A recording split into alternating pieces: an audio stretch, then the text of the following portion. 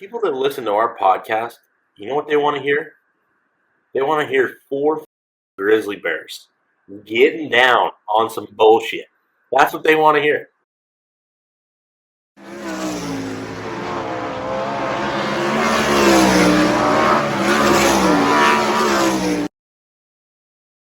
Welcome to the Drivers Project podcast, featuring hosts Dominic Selzy, JJ Hickle, Sam Hafertepe Jr., and myself, Daryl Turford. Hey fellas, we're back with the Drivers Project podcast presented by Kaiser Wheels. It's episode 44, and we're going to do a Hight Limit preview, and we've brought Zeb Wise on because Dom is currently at the Democratic National Convention. So, JJ, you did the live cast with us. How have you been since then? Oh, I've been good, man. I got a lot of good reviews on that live cast, and I thought that was a lot of fun. And yeah, I've just been putting everything together. I went and got a seat, my cockpit all mounted in the Morrow car, and I've got my car pretty close to ready, and now just working on the truck and the trailer. It was a blizzard, whiteout conditions last week, and it was 70 degrees today, so we're just riding the wave. Now, you told me you were going to be doing this episode from your car in the National Sprint Car Hall of Fame parking lot, so what did we come up with there? I'm in Blake Cook's spare room that we've kind of turned into our little shock dyno room. I'm sitting right next to a shock dyno and a spare bedroom at his place, so worked out Perfect. Pretty good. Sam, what have you been up to since we last talked to you? Oh, I don't know. Just we had I wasn't on last week, so we raced 3 races down in South Texas. Kind of like 3 test sessions for us, just trying to we just switched to Triple X chassis. So just trying to get more comfortable with them. Right out of the box, we felt pretty good with them. But, the more races we can get under our belt before the season really gets in full swing, the better we'll be. The first night, whatever we tested was definitely not right. We qualified like over a second off the pace, and against the guys we were racing, we should never be that slow. So kind of reverted back to some normal stuff and started dead last in the feature and ran second. And then second night we were really good. Just real heavy racetracks down there every night except the last night, and it's really hard to pass on. And got by Noah Gas 2 or 3 times, and the caution would negate every single one of them. So ended up running second, but we had a pretty damn good car. And then the final night, we had quick time by 0.3 of a second. Started 4th in the feature, took the lead, and won by like 6 seconds or something. So we definitely, when the grip level got down, we got good, and I was kind of happy about that. So just kind of been looking at some stuff on our cars and moving some stuff around, and just spinning the shop, working hard, trying to get better, man. Now, the guy out of all of us on here that people probably most want an update on is you, Zeb Wise. What is going on in the world of Zeb Wise? I keep putting on Dirt Tracker, expecting to hear that you've landed the whatever ride, and I haven't heard anything. Yeah, I don't know. It changes day by day, it feels like. One day I feel like I have something pretty close, and then the next day it's something completely different. So I haven't really been doing a whole lot. Been playing with my go-kart a little bit, but just hanging out, really. I probably going to start a job here in the next couple weeks with Sundollar Restoration, which has been a sponsor of mine for, as long as I can remember, back to the midget days. So I'll start a job with Jason, and he said, whenever I need time off, I can go race. So it's cool to have that flexibility and that opportunity, and kind of have that to fall back on, because I feel like a lot of us sometimes don't really think about that kind of stuff. A lot of us race car drivers. So I've just kind of been hanging out and waiting for the right deal to pop up. So there's rumors that you spent a lot of time dumping JJ in iRaces, but in addition to that, I don't think it's talked about enough how hard it is to be an unemployed race car driver, like in terms of trying to get opportunities, trying to get yourself in the right team. Can you kind of talk about the struggles you've had and what you've basically been up against? Yeah. it's like anything in the world. Everything costs money, and unfortunately, nothing is getting any cheaper. So, some of these guys have big corporate sponsors. We're talking $200,000, $300,000, $400,000 that they can offer up somewhere. And I've never really had that luxury to be able to do that. And that was the nice thing about racing for Kevin Roodine is, he pays for everything out of his pocket. So you just go out and, do the absolute best you can for a great car owner. And, a lot of these race teams aren't like that. I mean, obviously you're doing the best you can, but you have to bring something to the table, at least something. And that's not to say I don't have anything to bring, but, a lot of these deals, even like at the local level are asking for, 6-digit numbers. And that's not easy to come up with. You look at NOS, and NOS is just the first one that comes to mind because it's on a lot of cars, but a lot of those are kind of circumstance on how they ended up on people's cars. And,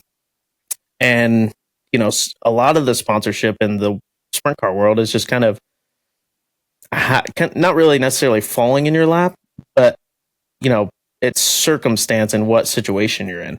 And, I've not really fallen into that situation. I'm sure JJ can relate. And it's not easy. The sprint car racing is a niche market. So it's really, you're not going to go to Subway. It's not NASCAR. We don't have national broadcasts and, on Fox and NBC and that kind of stuff. So, it's just tough. It's tough to get, the money that race teams are asking for nowadays. And I get it. Basically what Zeb is trying to say, without being upfront, is some of these teams, to get the right amount of money, you got to have swivel knee pads. And if you're not willing to get those out, you might not get the amount of money it takes to get on some of these teams. And like Zeb, you were telling me off camera, like the numbers even for local rides are shockingly high. Like I don't expect you to throw anyone under the bus, but you're being surprised how much local teams are even wanting. Yeah, I think when you get into a deal like, there's not a lot of them out there, but when you get into a deal like Roodine's, you kind of lose sight of, other things in the racing world. And, that's a luxury of being with a team like that, is you don't necessarily have to bring money. It's Kevin picks his drivers based on who he thinks is going to get the job done. So, yes, I've had quite a few opportunities at the local level or regional or whatever you want to call it, and it is very, very shocking the numbers that I'm getting thrown at me just to get in the seat of one of those things. So that's been a little shocking for sure, but unfortunately everything costs money, and racing is not cheap, especially if you want to do it at a high level. So yeah, it's tough world. That's something I don't think a lot of people understand, is that even these hired rides, you got to bring something to the table for the most part. I mean, I've been kind of in a similar spot where I'm a guy that hasn't had a whole lot to bring to the table, but like you see all these guys that are hired drivers and hired rides, and then you get, it's kind of like the never meet your heroes things. You get into the inner workings of everything and you see how it all works, and it's like, it's more about who you know than who or how good you are a lot of the time in this game. And it's just the nature of the beast, It's kind of the way of the world too. But I don't think a lot of the fans understand that a lot of these, just like whenever, for example, the Bill Rose car came open last year, I had 500 people tag me on Facebook. Drive for Bill Rose. I talked to Bill Rose on the phone. He's like, yeah, a few $1,000s a night, and you can be my hired driver anytime you want, And it's like, that's just how the sport is. And I just don't think that, it's nice for some people to understand that it's not just call this guy and he hires you. I mean, it's awesome when that happens. I've been very fortunate with a few people as well, but it's further and fewer in between right now. Yeah. And you look at a high limit deal, that car owner's got to pay for that rig to go to California and them guys to stay out there, 3 weeks or a month? Yeah. Twice, not just once, twice. So, I mean, that's a lot of money. If you're renting a car per race, we've talked about it, like $250,000 is a great deal to run something like that. It really is. It really is nuts. So after 6 races on the half mile at Volusia, the World of Outlaws went the exact opposite direction and went to a bull ring in Talladega. And JJ, Sam, it's time to get excited. Time to fire up the Bill Balog fan club. Your boy came through. Who wants to touch that first? Let's go, JJ. JJ's more passionate about this kind of stuff. He's the president. JJ, what were your thoughts on Bill Balog getting the W at Talladega? Man, when he was racing with Cole really hard there, you could see gravel lurking. I was worried the whole race, but I was legitimately happy. It made my night, man. And just the amount of grip that he had compared to a lot of those fast cars, and the way he was able to run kind of just above the bottom and still arc the corner out and stuff. He was extremely impressive, car wise, driving wise, just a really badass race. And I'm glad it kind of rubbered down when it did a little bit there at the end to make it so gravel wouldn't get by him. And I think everybody was happy to see Bill win. Now, Sam, at Volusia, you had noted that Balog's wreck was because his car had a lot of grip, and you thought that would bode well for him in the future. Is that what you feel like happened there? Are we about to see Balog have a lot of good runs? I think you're going to see him have a bunch of good runs this year. Because you don't go from Volusia and be as fast as he was in certain segments there and then go to these next 2 tracks and be just as fast, have speed like he had, and not be able to replicate that all year. He'll be able to replicate this kind of stuff all year long.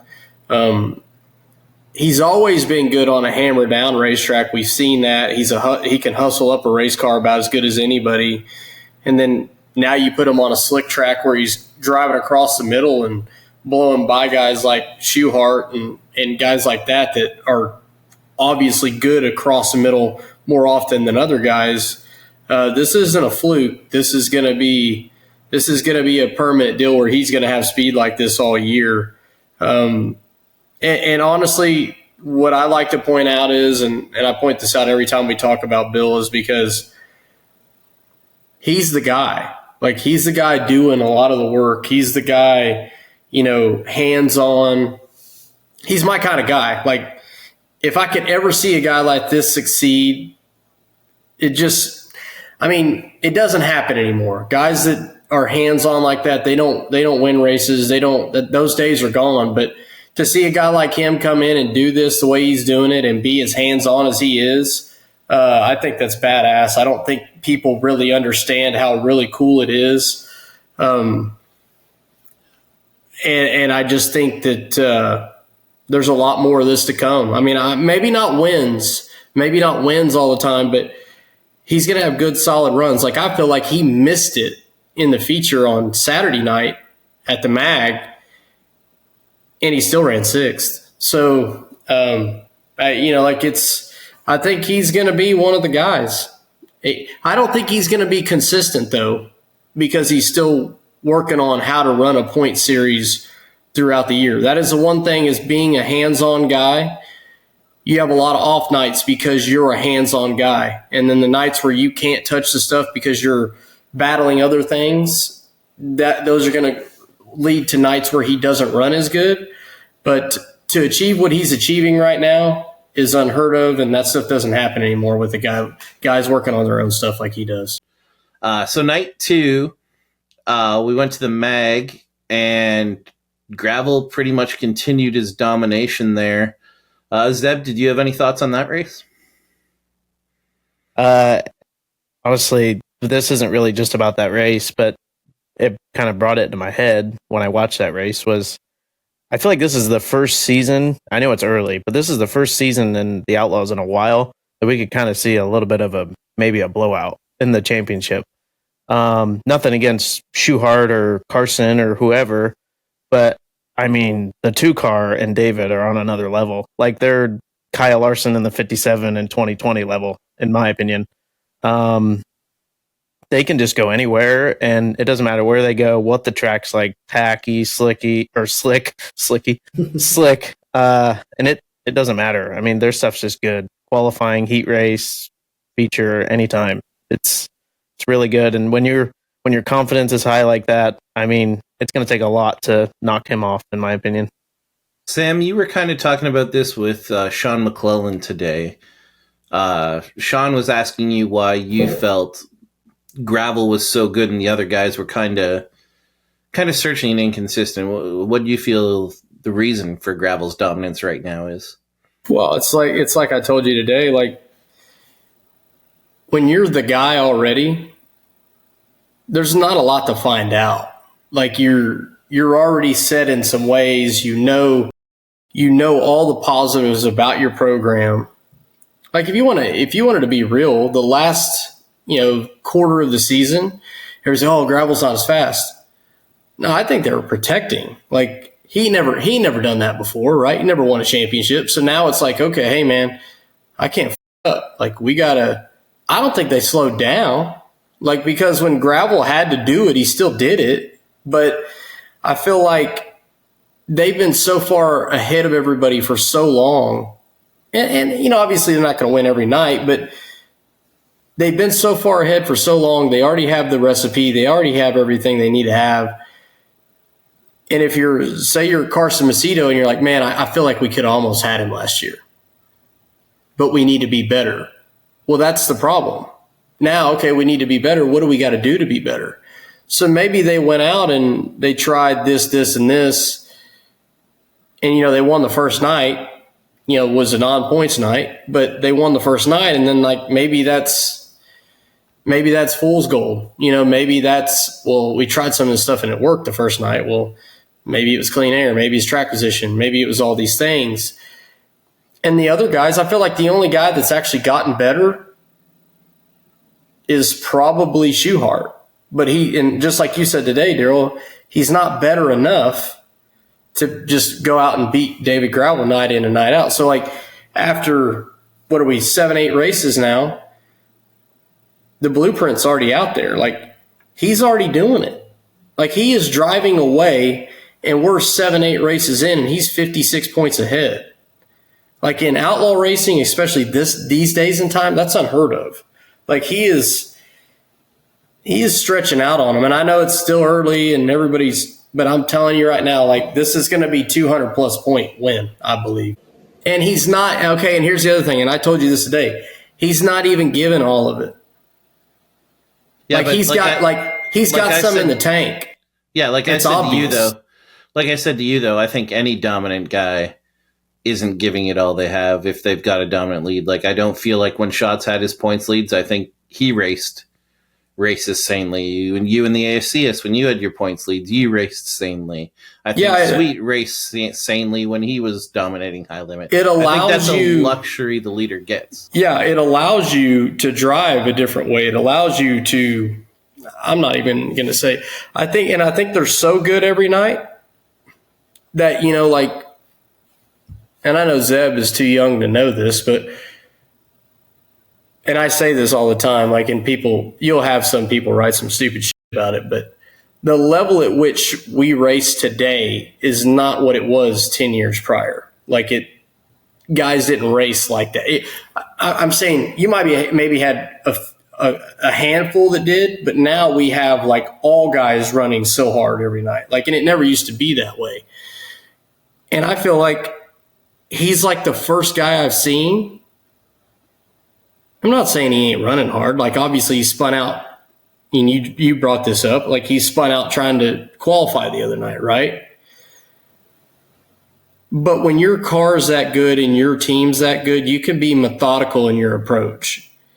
You don't, like, now you're going to see Macedo just like he was last year, pressing the limit every night. Like, if you watch, you could see, I'm not going to say Macedo's out of control, but he's running really hard. Like the last half of last year, I mean, he's running super, super hard. Gravel doesn't look like he's running that hard. Like he looks really in control. He looks really calm. And if he can be in that position this early, man, I'm not saying it's game over, but man, it's tough to come back on something like that. Like Daryl, you had a stat before that was like, if you ever went 100 points down in the points championship, nobody's ever came back from that or something like that. Wasn't that you had that? I don't think that was a me stat, but that sounds pretty accurate. Like, I don't think people know how World of Outlaw points, but it's basically a position every 2 spots. So, like, when we say David Gravel's 50-something points up, David Gravel cannot show up to a race. Or David Gravel can drop out of the race, run last, and he will have the points lead, even after that, if second place wins. But I want to say the stat you told me one time, and maybe you didn't. Maybe it's somebody else. But it sounds familiar. I felt like you said if you ever go down 100 points in a points championship with the Outlaws, you can't ever recover. It sounds familiar because you need 4 DNFs to catch back up to that guy. Right. JJ, Zack Hampton had a hell of a run and ran 7th. What were your thoughts on that? Yeah, they didn't show him a whole lot on TV, but it just looked like he got pretty stuck there on the bottom and just, he made good laps, passed a bunch of cars, and avoided all the.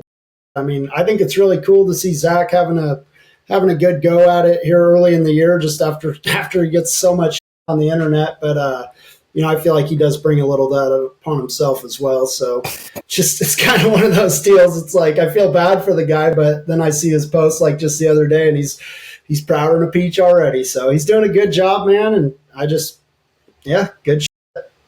Zeb, you and I were talking off camera. You feel he was, because of the crashing, people were probably underrating the level he was competing at. Could you expand on that? Yeah, I think sometimes when a guy, I can speak on myself on this a little bit too, when you kind of go through, because there's sometimes where you kind of just go through a crashing spell and it seems like you could not get out of it. Like for whatever reason, just that none of them could be your fault, but you just get caught up in some other stuff that you had nothing to do with. But sometimes that kind of overshadows maybe, a few good runs in there too. And I maybe I'm the only one that saw this. I'm sure JJ and Sam, you can agree, but I feel like he made pretty good gains at Knoxville when he ran his car there, locally. And man, I give him a ton of credit for the amount of work and work ethic he has to, I always watched his videos when I saw him on Twitter. And I mean, he's the only one loading his stuck car up, pulling it in by the mule and all that. Like that takes a lot of effort and a lot of work and on no sleep. And, that's all the credit to him. Sometimes I don't agree with his Twitter posts, but that's not, that doesn't, it's kind of like Danny Dietrich. I really like him, but sometimes I don't agree with his Twitter posts.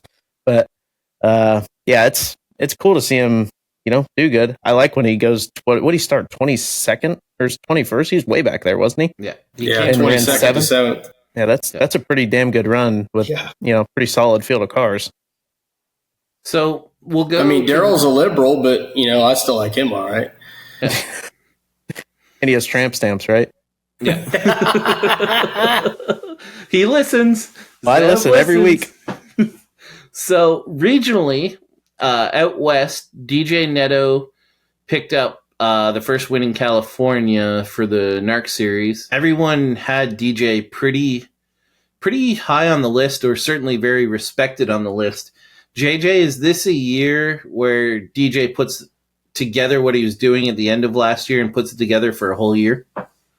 I think so. I think it was part of the way through last year where he got a new crew chief, and they've been rolling really good ever since. I can't remember who it was right now off the top of my head, but I know he's got somebody working with him, and it's a well-known guy, and it just seems like DJ's confidence has been up again lately, and he's rolling really good right now. I mean, even last year, it seems like he's got a lot of momentum, and man, to start out like that with those NARC guys, I think, he's going to be tough all year long. Does anyone else have anything to add on NARC at all? Did you guys even watch the race? Dude, yeah, I watched some of it. Yeah. Does anyone else have anything to add on? Did you see the deal with Justin Sanders? That's what I was going to say. Yeah, I don't know. So they were lapping Bud, and it was pretty much right around the bottom at this point. And Bud was down there, and I think when Neto came in, kind of caught him off guard. Neto got underneath him going into one. And then Sanders was there. And I don't think Bud knew Sanders was there. I really don't. And then, I don't know. I think it's kind of Bud's fault. But at the same time, if you're lapping guys, I feel like Justin was maybe a little too aggressive at that point. But in essence, Justin spun out, the yellow came out, and he had to go to the tail, basically, after contact with Bud. And then they played a bunch of games under the and then Sanders went and basically parked it in front of him, and he jumped over the back bumper. It was kind of funny. Zeb, did you have the same takeaway from that? Do you feel like Sam did, where Bud probably didn't know Justin was there, or what was your take on it? Yeah, I didn't watch any of the racing. I just saw that highlight on Twitter that Flo posted of the whole Sanders situation. And I mean, judging off of past races that I've seen there, again, I didn't watch a single lap, but that place is always, since they've redone it, it's been right around the infield tires. So, I mean, even if I'm a lap car and the leader gets by me on the bottom, I'm just doing what I think is right and getting back to the tires. Like, I don't know. I didn't feel like it was Bud's fault. I mean, he's just getting back in line. But obviously, if I'm running second there and I hit a lap car and spin out, I'm going to be fuming at Bud. Like, that's just naturally, I think all of us would be mad at Bud. Even whether it was his fault in that time or not, we're going to be pissed. But at the end of the day, I'm sure Justin, probably you ask him now, and he's probably like, yeah, it was just kind of a racing deal. But at the time, you're pretty pissed off, I would imagine. I was just going to say that show was tough to watch. Like, I watched the first two heat races, and we got to like the third restart in the second heat race, and there was tires on the track and stuff, and I legitimately just shut it off, man. It was like that's California's premier sprint car division, and those guys are all badasses, and they're like ringed in this little rinky-dinky track that's not, I mean, it just wasn't, from top to bottom, I was not very impressed. I was actually depressed because I know how good those NARC guys are, and that, like, you know, that series puts on good races and stuff, but that was not enjoyable to watch as a fan at all. So I feel like that track last year at this time was getting the same feedback. Like, this track is a track that traditionally, from what I understand, is not really popular in California. But at the same time, you don't really want tracks to disappear. What do you guys feel like they need to do to make that track more raceable? As you said, Zeb, I've never seen a race that wasn't right around the bottom since they reconfigured it like that. What kind of things do you think they need to look at to... They need to call Dominic. Whatever it's going to take to get him to show up. If he shows up, it's probably decent. I know when we first went there as Outlaws, like years ago, it was bigger. And honestly, I mean, they had the surface up, don't get me wrong. Like, it was a huge hole here. But if they just clean that up, it probably would have raced fine. I didn't see the issue with it back then, but you're right. I mean, since they did whatever they did, like, it just doesn't race very good. I feel like, you know, I hear Dom talk about this on your guys' podcast a lot, but nothing against them guys out there, but their track prep is atrocious. Like, I mean, seriously, like, one night it is wide open, you're bouncing through holes, and then the next time it's so slick, it's taking rubber. Like, what are we doing? Like, seriously, like, how... I just don't understand how it's that hard out there. Like, I maybe the dirt's different. I'm not a track guy. I think I am with a go-kart track, but I'm just struggling. That place wasn't good when it was a half mile, and it's not good now. But I don't think it's the track's fault. Track prep. Like, I feel like if the track was okay and it built a cushion, and maybe the racing would be good. I feel like a lot of places are like that. Like, you think about good races, and I've never seen a good race on a real track. Like, I mean, it's pretty rare that you see a good race on a racetrack. Like, most of the good races are at well prepped, good, slicker racetracks. I just think the track prep's been off, and I don't think the track shape is that bad. Like, from what I've seen, I just think it needs to get slicker and build something up top. I seriously think it's a state of mind, because when you watch them out there, like, you watch Friday and Saturday of the Silver Cup. As a race car driver, Saturday looked awesome. Friday looked like a nightmare. But, like, the announcers, the fans, like, those people want to see cars bounce around and wheelie, and just, that's like, it's a whole different, that's what they want out there. It's kind of crazy. It is. And it's weird because we go to, like, I grew up running the All-Stars and sprint cars, I mean, and I mean, like if there was a small hole at Attica, it was like, what the hell's going on? Like this place needs to be glass smooth. So we went to Attica. Fremont was always a little different. Honestly, Fremont was kind of California-esque a little bit. But Port Royal, glass smooth almost every time. Eldora, which Knoxville. besides a 1 year, Knoxville. I mean, Spoon River. That's just one that came to mind. That's always so good. There's just a lot of places that, I don't know. We grew up in a lot different, or at least me. A lot of the tracks were smooth, and we go out there and it's rough and you're tighter than shit no matter what you do. And I just don't see how that's enjoyable. And that's just my personal opinion. I'm sure Carson Macedo and Cole, they probably like that stuff. Andy Forsberg just lives for it. It keeps all him those young. guys love it. It's crazy. I went to Petaluma, wasn't it, Daryl? Petaluma's, I'm out here and I'm going to win everything. I'm going to win everything. I'm going to win. And these guys race there all the time, right? I've never been there. We're going to win the whole deal. Well, it gets later in the night and the water just comes up out of the track. And I mean, I'm hanging on this things, 2 wheels are off the ground. We end up running like 4th. And they absolutely thought that was the greatest thing ever. And I'm like, how do y'all like that? And you talk to them and they love it. They think it's great. And I think, I mean, maybe this is biased or what, but I think Merced is badass. Yeah, like Merced is so cool. And it's the only one that 99% of the time isn't a cornfield. It isn't. I mean, when the Outlaws are there, it's relatively smooth. When I ran a midget there, it was pretty smooth. It gets slick, builds a cushion. And I feel like they never talk about that place, and I think it's awesome.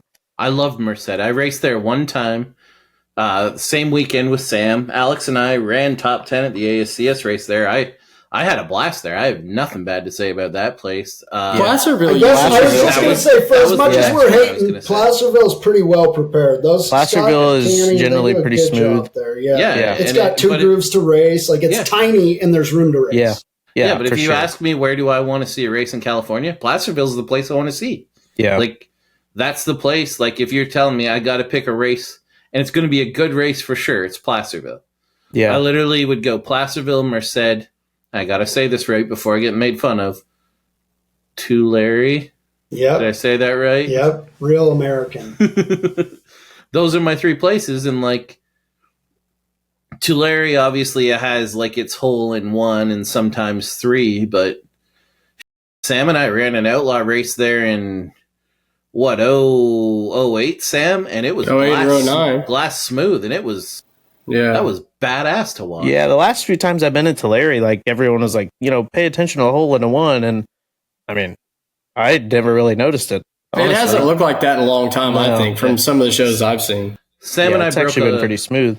Sam and I broke an axle in that hole in turn 1 in time trials once, so it did exist. Yeah, well, I remember the video I can always think of is Steve Kinzer entering turn 1 when he was in, I think it was the Bass Pro 11.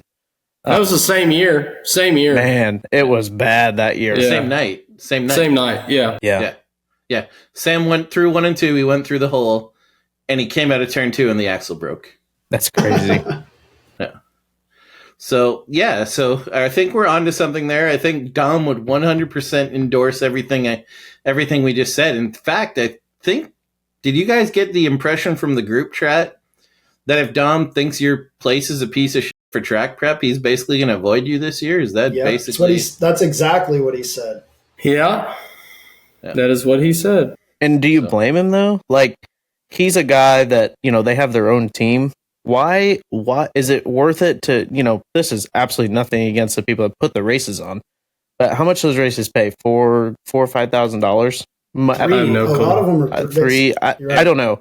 Every California fan hates us right now. I know. I'm going to get shit on probably, but like Dominic goes there and let's say he, like, for instance, breaks an axle. I mean, that's risking tearing up a lot of shit. And I don't really blame him for not wanting to race on a rough racetrack.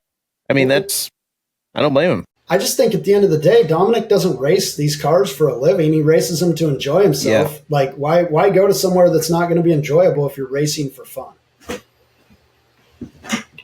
So on the other side of the country, Danny Dietrich won at Lincoln, and I don't think we discussed the other Lincoln race, but basically Danny Dietrich and Chase Dietz have basically swapped 1-2. I think for Sam and I, Dietz's success is particularly surprising, and I wouldn't say for the reasons people think. Back when Sam drove the Zemco car, the crew chief, Tommy Carl, wasn't exactly the biggest fan of Lincoln Speedway at the time. Sam, do you think with these two performances, Chase Dietz and more specifically Tommy Carl might be thinking differently now? I don't know. I think Chase is.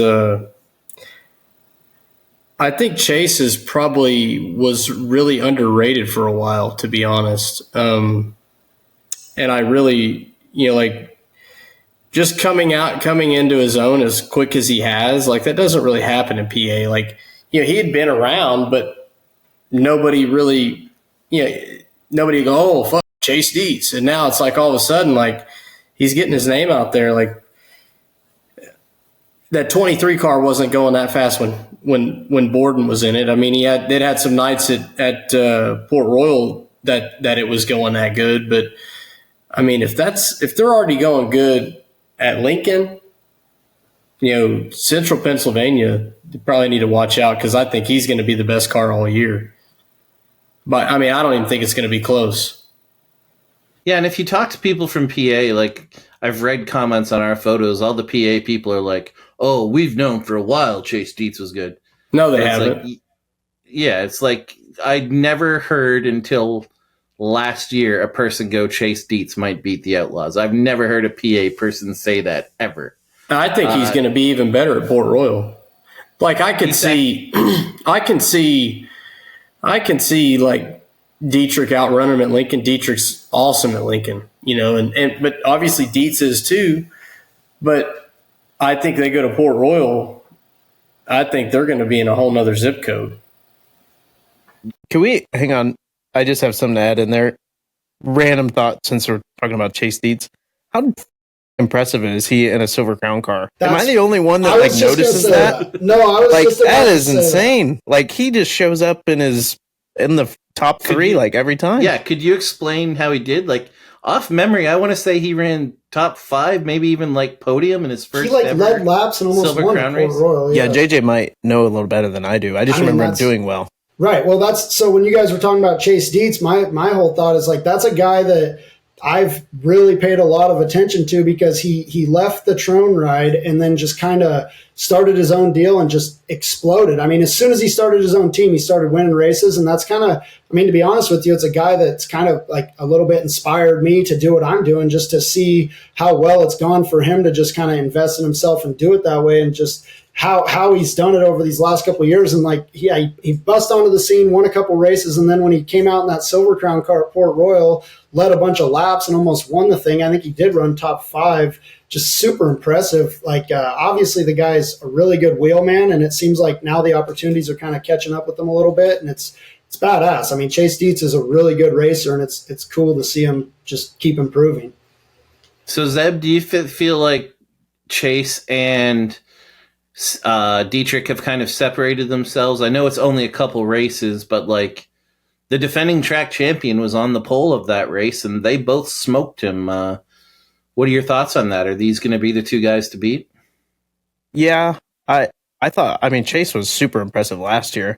Did he win an outlaw race or did he? Was close. I can't remember. He was close though. I think he ran like 3rd. Yeah, he was really good. 3. But yeah, I mean, I don't really see who's going to stop him. I mean, with Macri traveling a good bit, it seems like, which is obviously what we've seen out of him the past couple of years. But Freddie, I honestly did not watch most of the racing from Lincoln, but it doesn't seem like Freddie has been really in the hunt. And he's probably like the most likely guy to step in between those guys there, at least. But yeah, I mean, between Chase and Danny at Port, I don't really know. I mean, I think Logan will probably be good and Mike both. But yeah, those two are going to be the ones to beat in Central PA for sure. Yeah, and I don't think Macri's looking too hot this year either. I mean, he hasn't he hasn't had the speed that he's had in the last year by any means. And I don't know, what's going on there. Maybe they're trying something different or doing something different, but they didn't look as good in Volusia as I thought they would. And, this last weekend, I don't feel like they looked that good either. So we've ended up talking for like 40 minutes about sprint cars and haven't even talked about what the main theme of this show is going to be, which was going to be the High Limit preview. So much like we did with the World of Outlaw preview, we're kind of going to go through every driver. And we're going to start with Danny Sams, who's someone JJ's raced a fair bit with. Sam and I raced a year with him on the ASCS.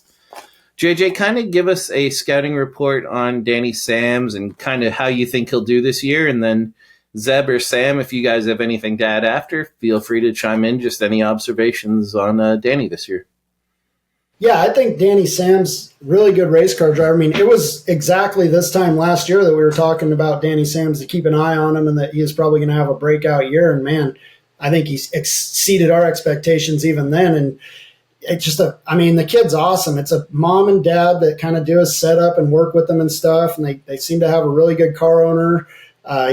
Kid's got a good head on his shoulders. I mean, he's confident. He drives really hard. I don't think he does a lot of like dumb shit per se for a kid that's young and drives that hard. Obviously there's going to be a lot of learning out there racing with those guys, but just what I saw at Volusia and what I saw last year, when his stuff's good, he can run with like national level pace. And I watched him, he was running Larson down in track, in open track this year at one point at Volusia, and then made a couple mistakes and got eaten up a little bit, but really good racer. And I think the biggest thing is the pace that he can have when his good. He's going to compete he's going to make dashes, and he's going to make a name for himself pretty good this year, I think. So what will be a good season for Danny on the High Limits with the High Limit series this year? I think he's going to be in contention to win a race. I think he's going to be in contention to win. I think that he'll probably have a podium, and I definitely think he'll be top 10 in points. Are we going to pick Rookie of the Year later? Because I'm not sure where he stands as far as those guys go in my head. We're going to. But that's like this is my question, because when you ask what's considered a good season for a guy like him, he's first time going out on a national deal. You got to think about, okay, what guys is he going to beat in a point season? If you went through, okay, do you think he would beat Sye Lynch? I'm not even talking necessarily points. That's what I'm. Top 5 a good number. Is JJ's thinking top 10's a good number. Well, I think when you go out there with these guys, and you're new, finish the year.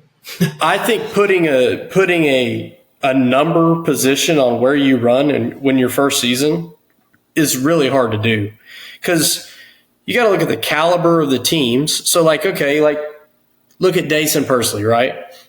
He's in a team that's been out there. Now, Dayson hasn't been out there, but the team's been out there, so the team has experience. The Danny Sams team, they don't have any experience on the road full time per se. So, it just gives them such a disadvantage. I do think he's going to run good at some shows. I do. There's no doubt in my mind. They've already showed hints of having speed all year last year. It's so hard to put a number on, okay, well, if there's 15 full-timers and say 15 guys complete the year, well, if he ran 10th in points, I think would be damn good with no experience. You know what I'm saying? And anything above that would be badass for sure. But I think it's really hard to go up against all these teams that do have experience and outrun them night after night. It's really hard. Zeb knows, you ran High Limit the first year there. It's not easy. And obviously you guys didn't have the year you wanted to have, but still racing all those good caliber teams night in and night out, it's not easy at all. No, there was plenty of nights where you're battling for 10th, 9th, 8th with James McFadden. Granted, he's not coming back, but James McFadden. There was one night I was battling for 12th with Rico. Right. It's almost impossible to succeed in those races unless you are in the dash. You have to be in the dash because you're going to drive by Aaron Reutzel, Brad Sweet, Sunshine, Rico, Brent Marks. I mean, that's a list of guys that can win any given night. Like, I mean, Sure. it's just it's tough. I mean, you'll be racing Brad Sweet for 12th or 10th one night, and then he'll go on a 3-race win streak. I mean, that's just how it is. Yeah, so that's why I say, like, putting a number on where he should run and top 10s or top 5s. Man, if I'm him, I'm going out there, I'm putting my time in, and when the opportunity presents itself, I'm taking advantage of it and trying to put myself on podiums and nights when it does happen for you.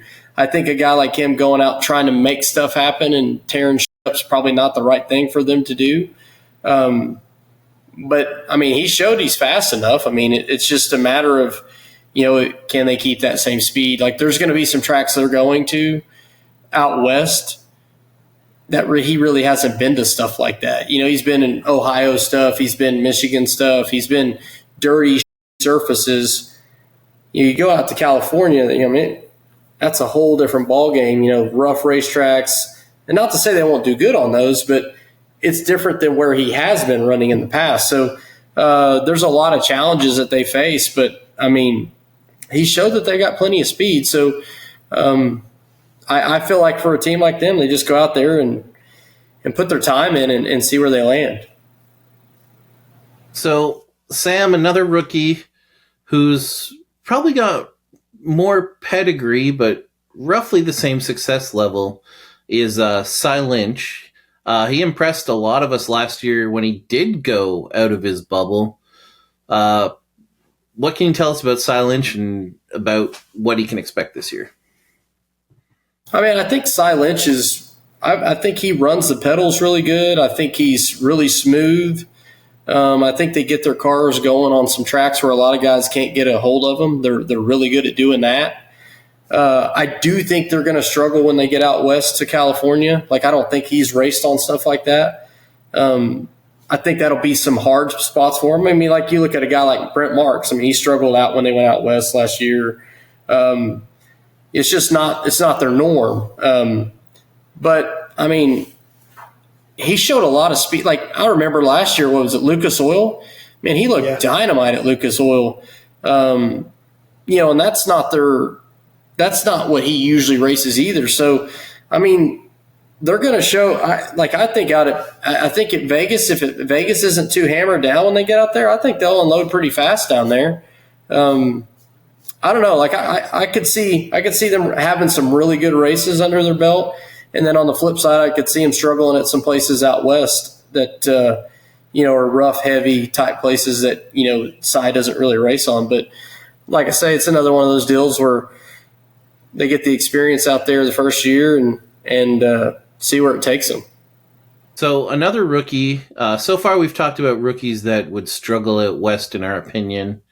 But one rookie who's been pretty decent out west and has actually done a lot of traveling is Chase Randall. They're starting a family team this year. They used to have a family team. Zeb, what are your thoughts and comments on Chase Randall this year, and what can he hope to do with the High Limit Series?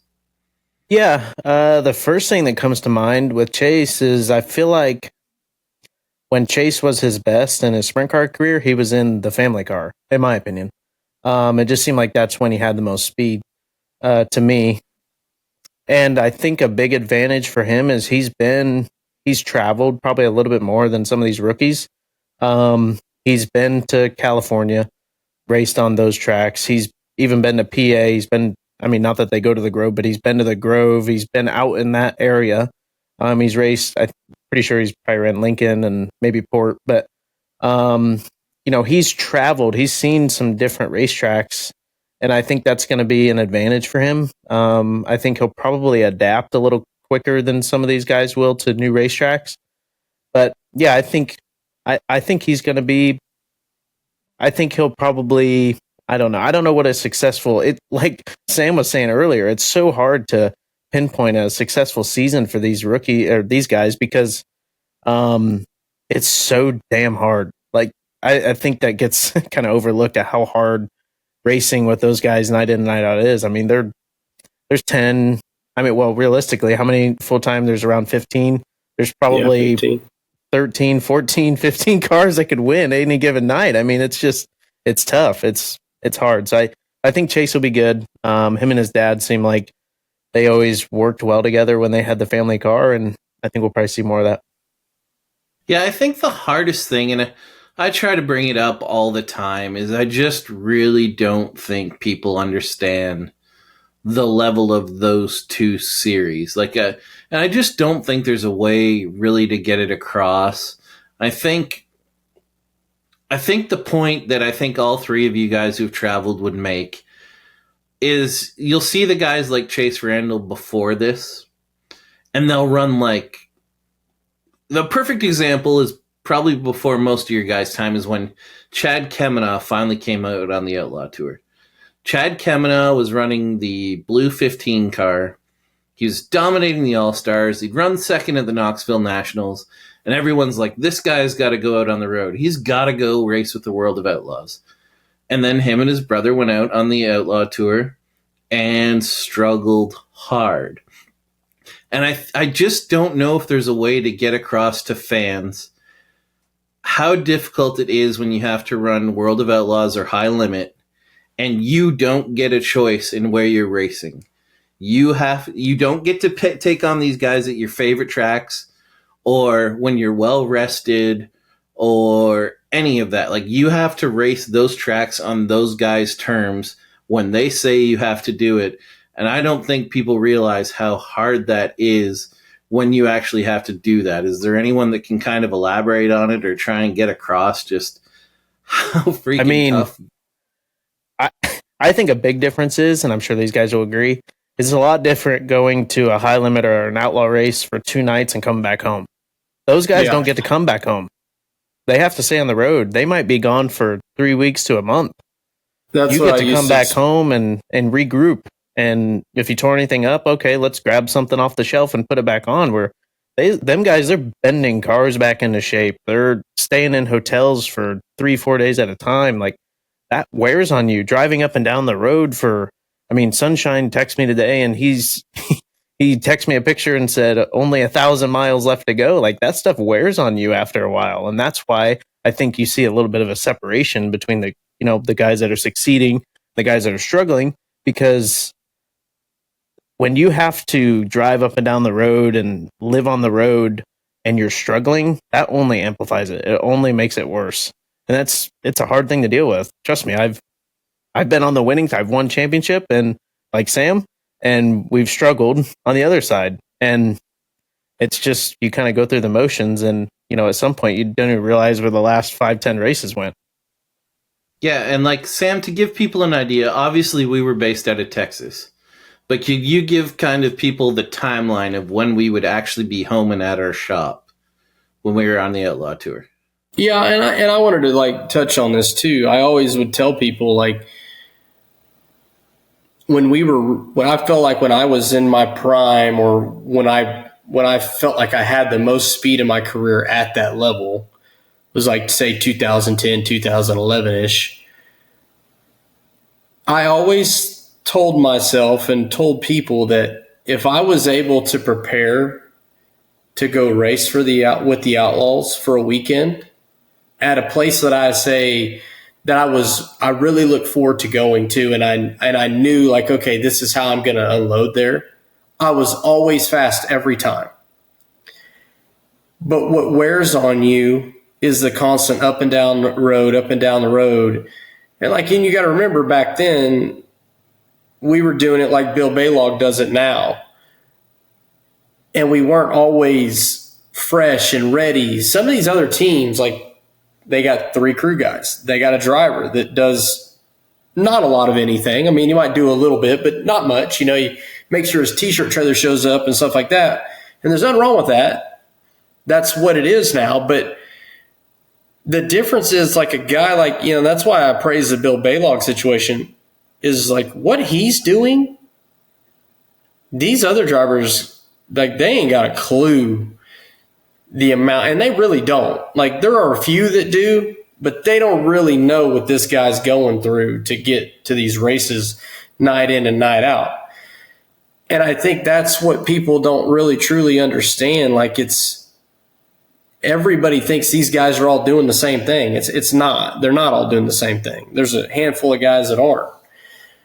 But like the way our seasons used to work, going back to what you said, Daryl, was like, say, early on until probably, I would say April-ish, we would still be home. Like we'd go down to Florida, we'd be on the swing where it was still kind of in our area so we could get back home. But the moment we headed out, like to the Midwest, and we were out, Ohio, Pennsylvania, I mean, we're not coming back home for 3 or 4 months. We weren't coming home until after the Knoxville Nationals. And it was, and it just honestly, and I know a lot of these teams now, like they'll drive back to Indy. A lot of teams are there to get back to the shop, but that's not always protocol. Like it's not always an easy thing to do.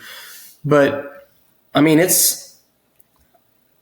I think that's like, that's the difference. Like, okay, like a guy will say like, the guy that everybody thinks that probably should be out there is like a Justin Sanders or somebody like that, right? Or like a Zeb Wise.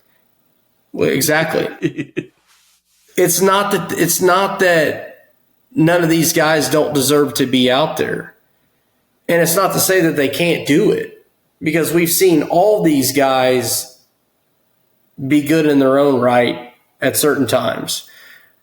But it's like you said, if they go out to California, Sanders is ready for him. He's raced out there all year. He's been out on the West Coast. He's ready for him. If Trey Starks if they come to Washington, Trey Starks, he's been out there. He's ready for him.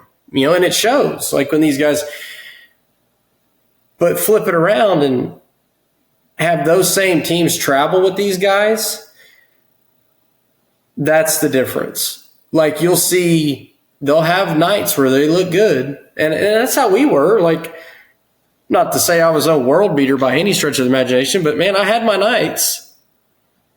But I wasn't consistent.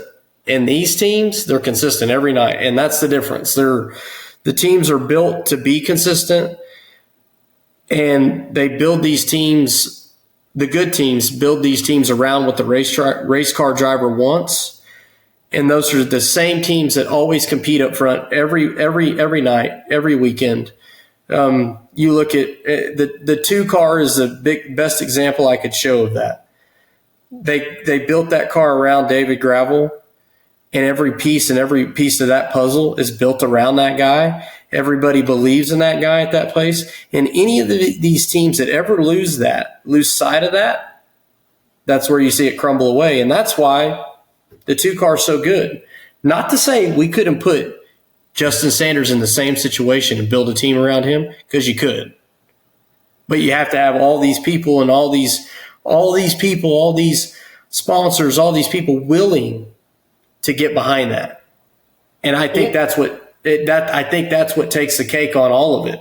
Like I tell you this all the time, I think there's 40 guys out there that could do it. Not to say one guy's better than the other guy or not, or worse or whatever. But I feel like the teams that they're built around them and they're built right, I think there's 40 guys that could do it. Yeah, I mean, well, one thing is getting everybody to believe in a guy, and then a guy like Justin Sanders. I mean, I know him personally. Like, he's had plenty of opportunities to go out and travel, but he likes his life at home. He doesn't want to. So then not only do you need everybody all in, but you need a driver that doesn't – I mean, you can have a family, but that's going to put a lot of strain on it. So you need a guy that's basically as all in as everybody else would be. And it's hard to find a whole package to just go out and I mean, I see people all the time. Justin Sanders needs to be on the World of Outlaw tour. If you talk to Justin Sanders, I don't think he cares to leave California. He enjoys what he's doing once in a while, but I don't think he's looking to go anywhere. So it's just a lot of these guys, I think, get pretty set up and just get kind of based out where they are, and then racing's just a second deal to them. Well, I'm about to say something that's going to back you guys up, but it's going to piss people off. We went to California, and the California guys won the ASCS races when we went. And the California guys were all doing their rah, rah, rah. Every single California guy thinks they're tough. Their scene's tougher than the ASCS. But the point I always come back with, and like I say, this won't be popular, is Justin Sanders tried the ASCS, and Justin Sanders did not win a race that year. Am I not correct, Sam? No, he didn't. He ran second at Lucas Oil one night, And I think that's the best. Arizona. Yeah, I think that's the best he did. Yeah. Yeah, like that's the best example. Like you guys think he's ready for the Outlaw Tour and the High Limit. You're not wrong. He actually is. Right. But traveling is hard. Like, yeah, it's not easy. I literally just did this today for taxes. I keep track of how many days I'm gone throughout the whole entire year. I'll go through just the big months. February was 22 days. This is away from home. Anytime I was not in Indy. 22 days. April 17, May 21, June 28, August 31. I was gone the entire month of August. I left August 1st for 360 Nationals and didn't get home till September 2nd from Skagit. And then had to leave September 4th for the Tusky at Port. So that's the stuff that people don't understand is how many days you're gone. I mean, those months, you're over 20 days of a 30-day month, you're gone. You're not even at home. Like that wears on you more than a lot of people realize. And you're based in the proper spot. Exactly. Like Indy, arguably the most central. So when we did the ASCS tour in 21, we left our shop in California with the Ivan and Jane Warden, and we had a semi-truck and a trailer, and then I lived in the semi-truck, and then they had a motorhome with a trailer that had like a streetcar, a bunch of cooking stuff, top wings, tires, shit like that. And we left in March, and we didn't go home until the season ended after Short Track Nationals. So that's March to September or something like that. And Crazy. I loved it. I lived in a semi truck. I was living my dream. Like when I very first started driving for those guys, Jane pulled me to the side. She's like, "What would your dream be as far as racing?" I'm like, "Just live in Walmart parking lot to Walmart parking lot." And like in 2019 or 2020, she thought I was insane. And then like 2 years later, she's like, "I get it, man. I get it." Like, but it's, if you don't like being away from home, or if you have a home life or a family life, like you're not just going to leave for, like you just said. I mean, that's a guy that's got the opportunity to go home and right there in the heart of it, and you still gone more than you're home. So the last rookie on our list we just had on the podcast, so there's no way we could forget him, is Jason Persley. JJ, you were blown away by his interview. You thought the world of him. What do you expect from Jason Persley?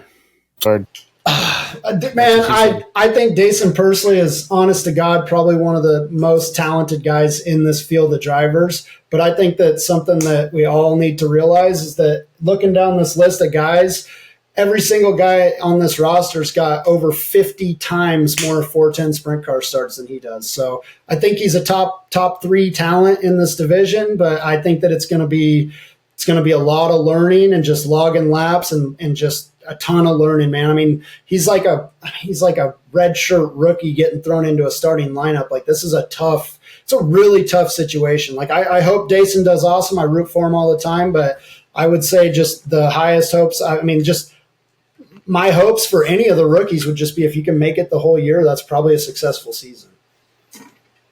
Yeah, I think once they get out west, I think that's kind of help him out a little bit. I think he's going to be able to use that talent that he does have and showcase it. These big tracks, like by talking to him, I could see it's really bothering him because he's having a hard time giving the feedback that he needs to give and knowing what he needs to feel at these big tracks because it's so new to him. I think they take him to these short tracks out west. I think he's going to be badass out there. Like, you don't go to Chili Bowl and race the way he races and not be good in California. I don't see how that doesn't match up. So I feel like they get out west, I think he's going to be damn good. I would and I honestly, I'm just so interested to watch his progression through the year to see when he gets it, when he starts to understand what he's supposed to feel at some of these places. And I think it'll probably be one of the coolest things if people are actually watching his progression, because I think you're going to see it sooner than later. I think Sam touched on a good part there about him not really knowing exactly what to tell Sean.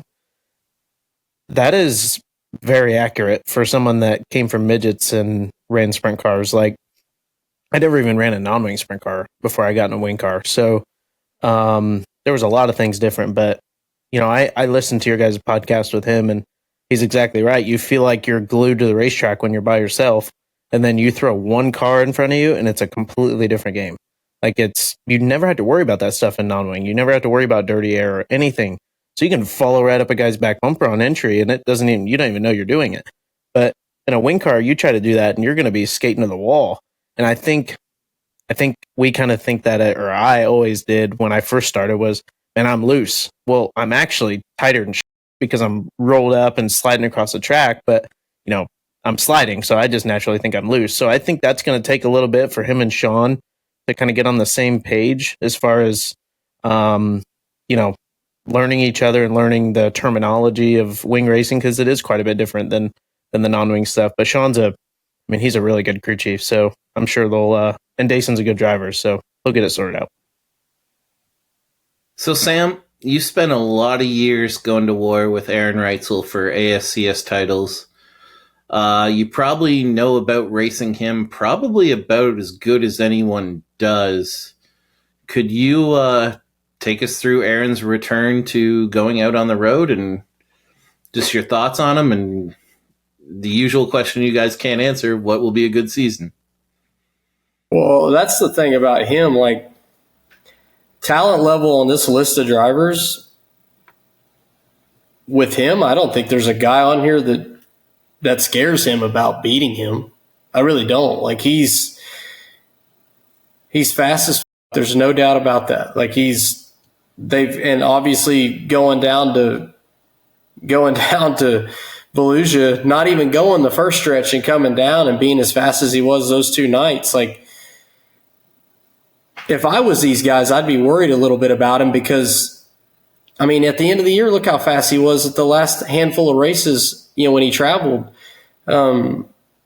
He's going to be pretty good. The only thing that ever holds Aaron Reutzel back is himself. Like, if he's got all the talent in the world, he can put the guy can run slick. He can run on the wall. He can run everything. He's good at everything in a race car. Like I say, he's the only person that holds himself back. And I think, if he keeps his mentality right, he's going to be knocking on these guys' door. Like, I don't think people realize just how good he'll be traveling. I think he'll be damn good. I think you go out west, he can hustle up just like any of these guys can, probably better than most. You've seen what he can do at Port Royal. He's been badass out there. I don't know. Like, I think he's one of those guys where I don't know where he's going to land in this deal, but I do think speed-wise he's going to be as good as anybody every night. I don't see guys just blowing him away unless they get in a rough patch. Because he even kind of hinted on it. Just wanted to kind of see how we were down here doing some of the stuff I hit on at the end of last year. So that means he found something at the end of last year and he brought it back to the table at the beginning of this year and is still working. So if that's the case, like, that's bad news for all these guys. I think you're going to see him win quite a few races, honestly. I think he's immediately a title contender. He might be a dark horse or something, but like, if Aaron Reutzel went out and puts together a good first couple months and he's in the chase, I wouldn't be surprised at all to see him be in the hunt for the championship all year long with those guys. Yeah, I think he's kind of a dark horse other than, Sunshine, Rico, Brent, to contend with Brad. Yeah, like, I'd say when you were specifically having your rivalry with him, Sam, when you say he's what holds him back, it was mostly DNFs that hurt him, wouldn't you say? Well, that's or was he talking about like, his personality? Both. It's not no. There's nobody that's going to question any of that. I've always thought he's one of the most talented guys I've ever raced in my entire life. I really do believe that. Doesn't mean I have to like him. Doesn't mean I have to. It doesn't mean any of that. But I can tell you he is one of the most talented guys out there. Do I think he's going to contend for a championship? No, I don't. Could he? He could. I just think it's hard to beat, like, you had Tyler Courtney traveling. You've had Brad Sweet traveling. You've had Rico traveling. I think a guy like Brent Marks, I don't know what we're going to see out of him this year. I was kind of disappointed in what I saw this last weekend. So, I mean, I don't know. Maybe they were trying some stuff or whatever, but I think he's already ahead of Brent Marks is what I would say, like based upon where I would place him. But I don't think you can put him ahead of Brad, Tyler, and Rico. Like, I think he's a fourth place guy. But I think he'll contend for a lot of wins. And I think the only reason that he wouldn't beat those guys is just because they've been traveling teams for a while and they haven't. So, and I think knowing Aaron's deal, like he's probably going to be making his calls, and that just takes a toll on you in a 60 race season. It just does. Like that's the mentality side I see too. Like that does take a toll on anybody. It doesn't matter, how switched on you are night after night. That just takes a toll on you. But as far as putting up wins, I think he's going to put up some numbers for sure. Zeb, a guy who's going to be making his return, he's doing it with a new team, is kind of an unknown. Like people know he exists, but I don't think people know a lot about him. And for me, the Chili Bowl in particular was eye-opening when he darn near won his prelim night. Was Brenham Crouch. He's obviously with a new team. It's obviously a team that can get it done. What do you give us a breakdown on Brenham? Yeah, I think Brenham. I think it'll be nice for him to come back to a lot of these tracks, because I mean, he was kind of similar to me. Honestly, last year was a lot of new tracks. I mean, I'm sure he hadn't been to probably 70% of the schedule, so I think that was probably a struggle for him a little bit. I think the biggest thing for Brenham I thought was amazing was having Paul McMahon there every night. I think most nights or whatever his situation is. But Paul was a guy that was racing the All-Stars when I came in and immediately took me under his wing. Paul was like my right-hand man for anything I needed, like tips, tricks, anything, just anything to help me. Paul was always right there to help. So, and he was racing against me. So I can't imagine having him on the same team as me. That's just his sole job is helping me. So yeah, I think Brenham that's going to be his biggest help is having Paul there. And obviously Barry's been doing this for how long now? I think, I don't really know what to expect. But they showed signs of success there in Florida. When they were at Volusia, didn't he charge through a little bit there one of the nights? Yeah, he had one of the nights where he went through there. So, I mean, showing signs of success early, I mean, all that it's just a little bit of confidence. I'm sure he's riding a high from Chili Bowl. I mean, that was unbelievable. I don't think there was a lot of bingo cards that had that on there. And that's nothing against Brenham, but I mean, that's just the reality of that place. And he put on a show. He did a good job. I feel like whoever won the Chili Bowl pool probably had him in the pool. Probably. Yeah. Yeah, I just think he needs time. Like he's a young kid. Like he's it's like I tell you, I think there's lots of guys that can go out and do it. You just got to get a team around you, and if you get some people to believe in him and stick with him, and I mean, I think he showed plenty of speed. I don't see him. I just think that it's like we say, you got all these teams out here. Okay, well, where are you going to rank him on this group of teams? It's like, okay, well, what got you going to put him ahead of Danny Sams? Are you going to put him ahead of Sye Lynch? Probably not going to put him ahead of Chase Randall. And then you got to that's stop, what I say. Man. He's going to be last. You can't do that. Who's that? I said, you got to stop, man. He's going to be last. You can't do that. And I'm not saying he's going to be last. No, I know. I just mean you keep based upon his experience and his level of where he's at. Like these guys go out. Like, man, it's no disrespect to any of these guys. It's just I felt like this last year when Hight Limit put out their rosters. Like, damn, dude, those are a lot of good race car drivers. Deep, and you look through there and you're like, where do you think these guys are going to land? Like the Outlaws, okay, you got 7, 8, right? And then after that, it's like, okay, well, that's not as deep as this. And it's so hard to put a place on these guys. Okay, like you think Justin Peck, like, okay, where do you think he's going to land? Being honest. You look at it, you're like, okay, well, are they going to be better than the 14 car? I don't know. You put them ahead of the top 5 guys. I mean, like I say, I just, man, it's really hard to say. Like after the first 2 weeks of Volusia, you'd probably said, oh man, they're going to be right there. And then after the last week of Volusia, you'd be like, oh, well, maybe we won't put them that high. So it's just hard to say. So we're talking about how hard these guys are to kind of say where they're going to be. And I think the next guy is one of the most polarizing guys and one of the hardest ones to say where he'll be. And that's Kasey Kane. He has Eric Pretzman behind him, obviously. And I think so far you've seen moments where you're like, holy crap, they're good. And then moments where they've struggled. JJ, what's your breakdown on Kasey Kane, and what does it mean to have Eric Pretzman behind him now? I think as a race car driver like him, having a really good crew chief that you've seen do it all and win it all just gives you nothing but extreme confidence. I was really, really excited going into the off season at the end of last year. He looked good at Charlotte.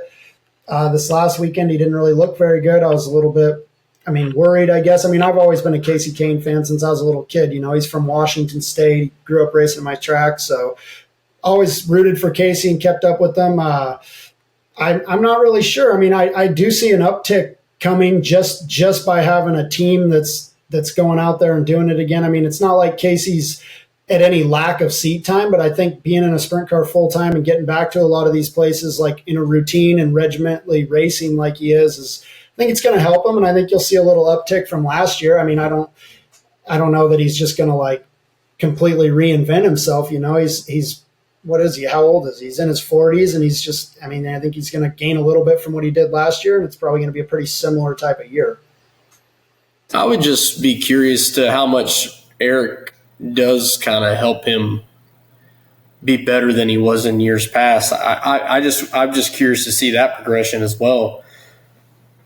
That's probably the thing that interests me the most about Kasey's deal is, okay, let's see the kind of impact that Eric will have there and see what kind of season they lead. I think it will get him in contention to win a couple of races where I don't think that was a thing in the last year or so. So I think that maybe that will change a few of those things, and I'd like to just see how they progress. So we just talked about Kasey Kane and all these guys being hard to predict, and I just said Kasey Kane would be the hardest to predict. But probably the second hardest guy on the list, I think, is Tanner Thorson. He did get a win last year on a prelim night with a split field, but I still think that was a pretty badass win. Seemed to have some time trialing issues and maybe bigger track issues, but also showed signs that he might be putting it together. Sam, what are your thoughts on Tanner?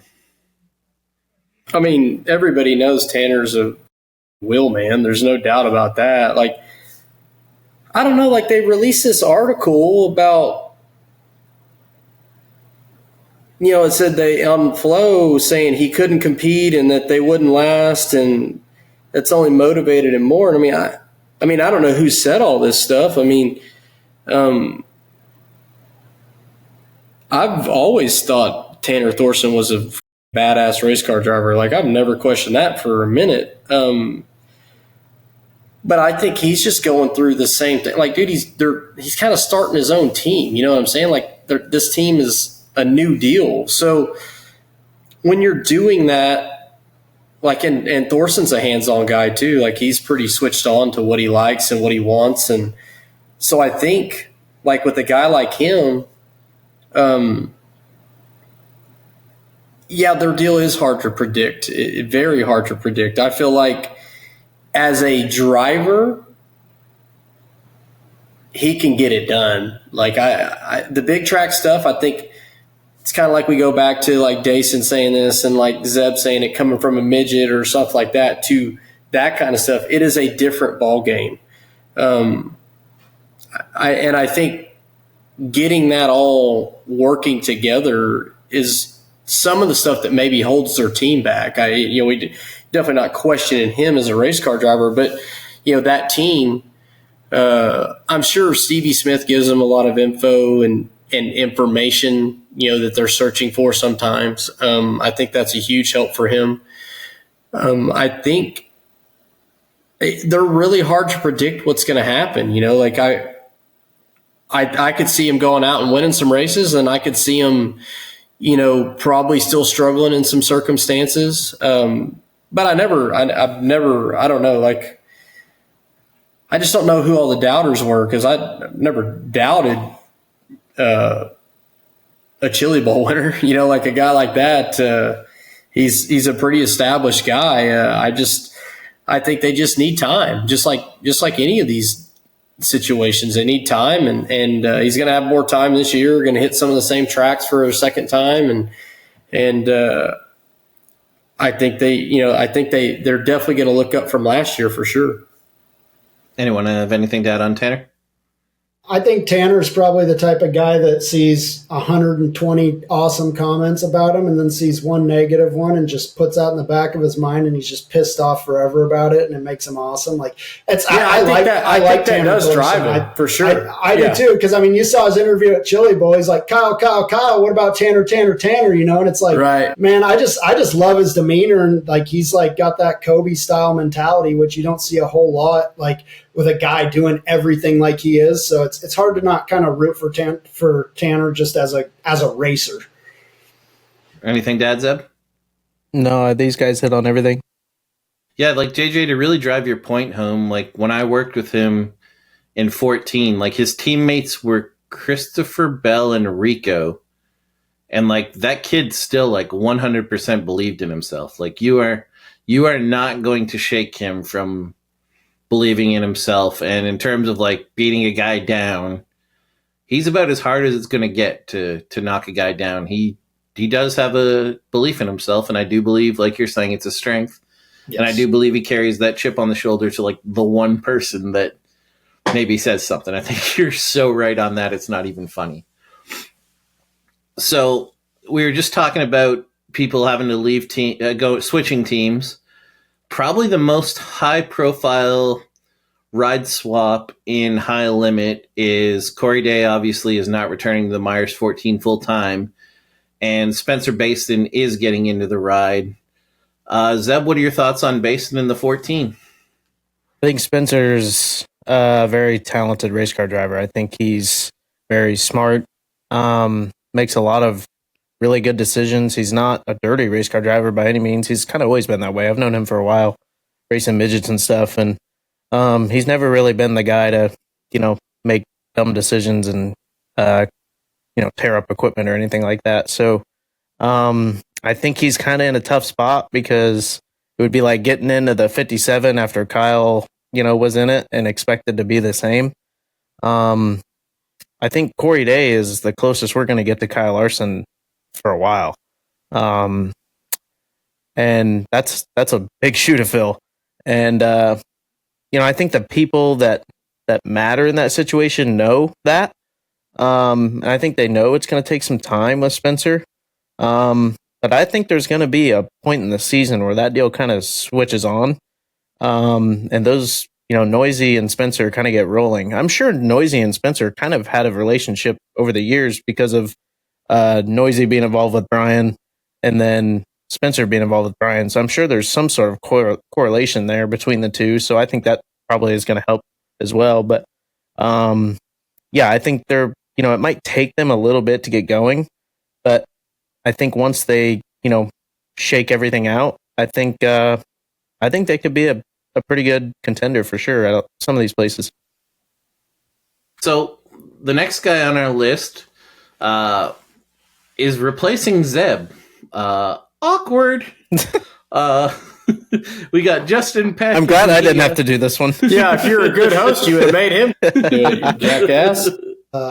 But JJ, we got Justin Peck in the Roodine 26, and we have no one here that would have good knowledge about that team that we could have asked.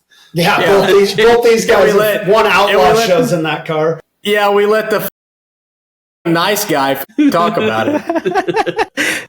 JJ, what are your thoughts on the Roodine ride when both the other guys have beat the Outlaws in the car? Now, JJ, I would love to hear what these guys have to say. Give your liberal answer first.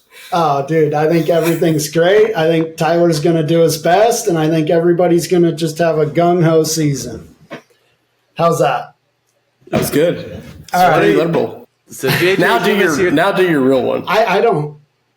I mean, that Justin Peck in the 26 car, I think it's a cool deal to see Justin kind of, it looked like he had something put together. It felt like he got the rug kind of pulled out from under him. And to see a guy like that get hired on his ability, I think was really cool. Like, I love what Kevin Roodine does for sprint car racing. I don't really know what exactly to expect. You know, Justin won one race last year. I would think that they're expecting to win more races than that this year. They showed extreme speed with their 360 program, and then kind of the opposite in their 410 deal so far. So it's hard to tell. I mean, it's an extremely tough deal to just, you got a new car, a new team, and they've ran a handful of races, and now it's time to go points racing. So I don't have extremely high hopes, but I do think Justin will probably be in contention to win some races and definitely pick one off. Sam, you've driven the Roodine car before, obviously, and no one else here has.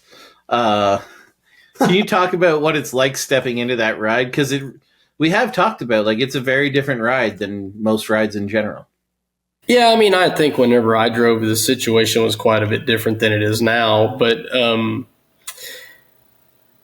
I'm a guy that I could never, ever say anything negative about Kevin Roodine. The guy has always treated me with a ton of more respect than he probably ever should have. He gave me an opportunity a long time ago, and I won an outlaw race for him, which was really badass. But I mean, I don't know, man. Like, me, I'm that guy that has a real problem with changing drivers all the time. I hate it. I think it's stupid. I think, and I'm not saying negative. I'm not saying like I don't think the 13 should have got rid of Peck. I don't think the 26 should have got rid of Zeb. Like, I think all these teams, and I preach this all the time because I think you got to work with your people. Like, I think changing drivers, changes morale for, I don't know, 25% of the year. And then if it's going good, yeah, everybody's pumped up. But then the moment it starts to go bad, it's like, we got to pinpoint a problem, right? And it's not always the driver. Sometimes the driver gets the bad end of it. It's like you could go, well, I don't think Justin Peck's a bad race car driver. Well, he's not in the 13 anymore. Well, I don't think Zeb Wise is a bad race car driver. Well, he's not in the 26 anymore. And I think this stuff happens too much. I don't think Corey Eliason's a bad driver. He's not in the 26. He's not back in the 8. It's the same thing. I feel like if you get a guy in there and everything clicks right and the people are behind him and everybody's working at the same goal, I think things will go good. I think at some point, if there's a little bit of doubt with some of the guys in the team, well, now all of a sudden things aren't going to go good anymore.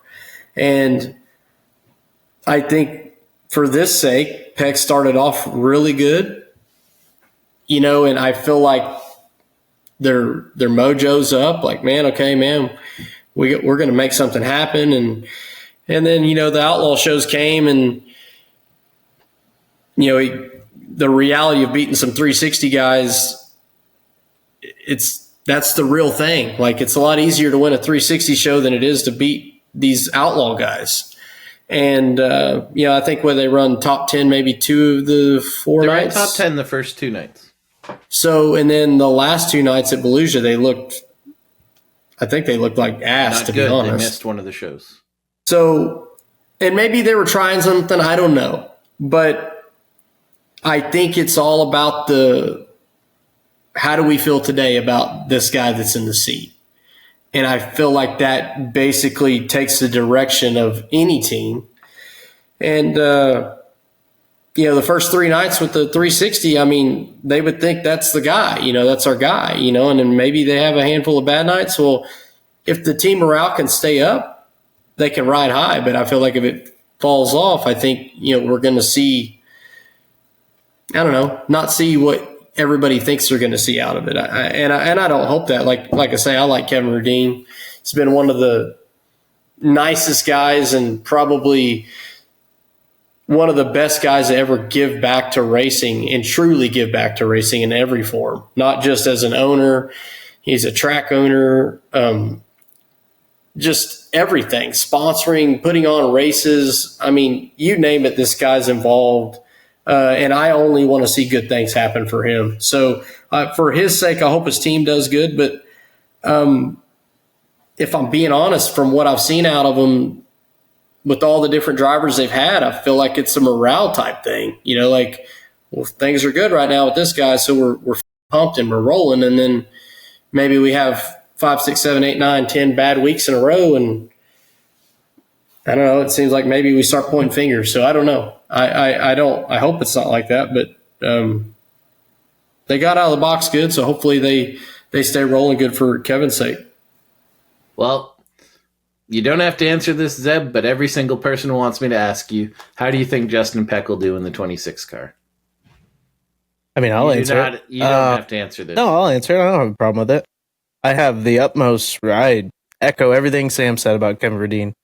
I think he does a lot for the sport that a lot of people don't even know about behind the scenes. I think that kind of goes, unnoticed. But yeah, I mean, I wish the best for Kevin for sure. He runs, the opportunity he gives drivers is pretty incredible. There's like we talked about earlier before the show, how many teams can you go to with no sponsorship completely based on what he thinks is a good race car driver?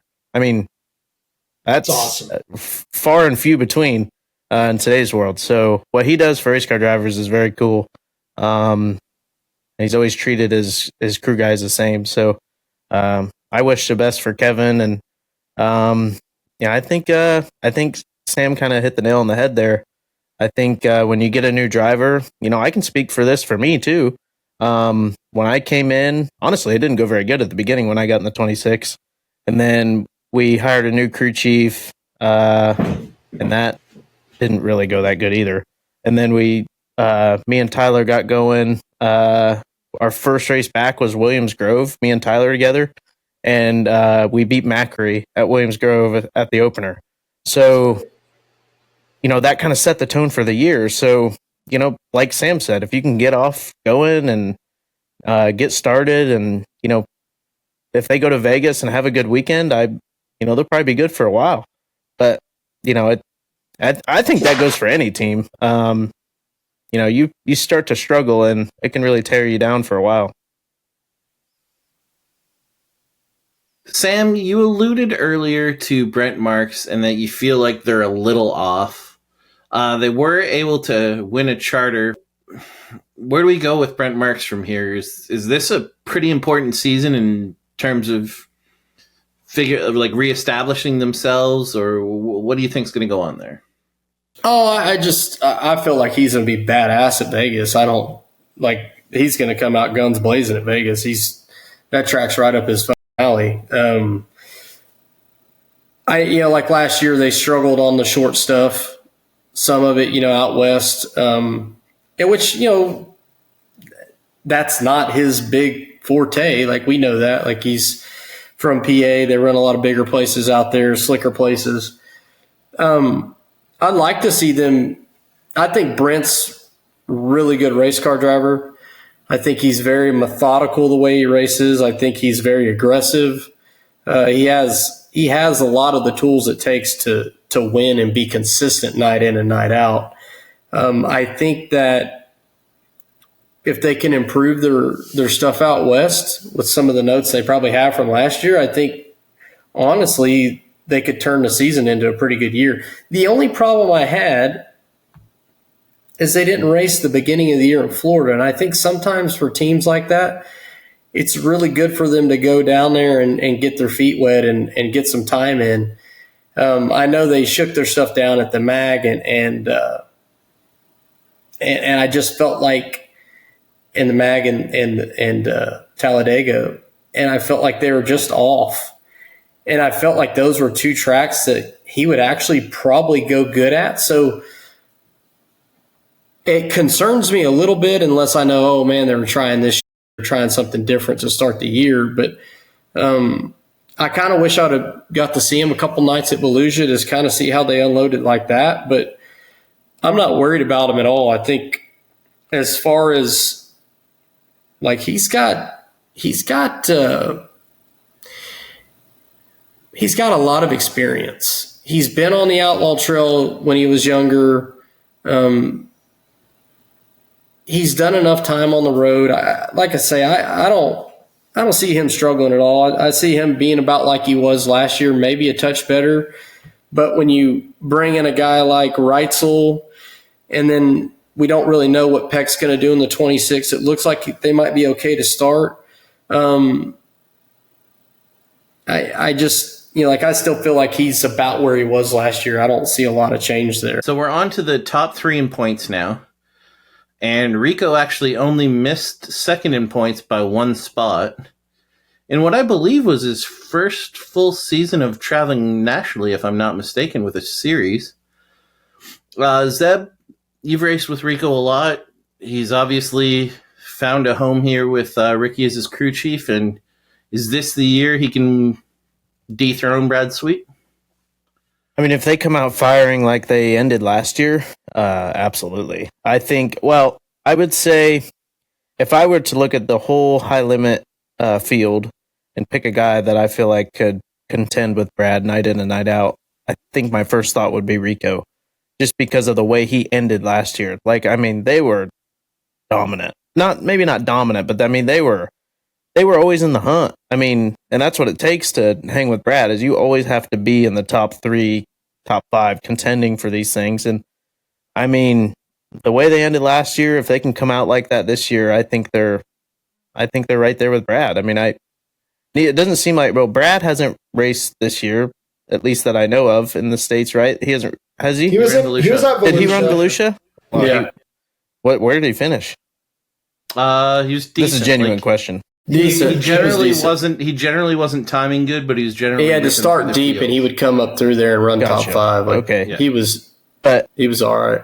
Rico hasn't ran any this year, so that part's a little concerning to me. I don't know if that was from his injury from Australia or whatever, but I mean, again, if they can come out hot, I feel like he can, because even beginning of last year, they struggled for a good portion of the first part of the season. Like, they weren't very good. So if they can clean that up at the beginning and come out firing, I think they'll be there with Brad. I don't disagree with that.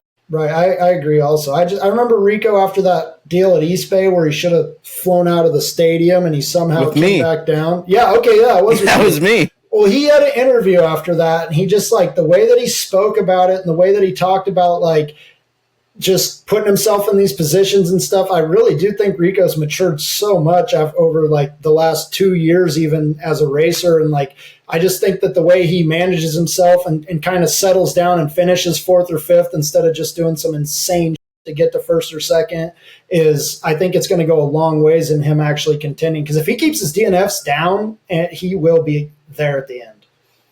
So, Zeb, did you feel like a dick when you just completely almost killed him? Like, totally your fault? I seriously don't know how he came out of that. And then he said he wasn't mad at me, but I kind of took it that way. The last lap, he slid me, and we hit hard. I don't even know if the camera hardly caught it, but I was actually the one that caught him and turned him into the wall. So we actually made contact twice, but we talked after the race, and he was fine. But he was actually mad at himself for throwing that slider at me in 3 and 4 because it ruined his night too. But yeah, I definitely had no clue how he made it out of that.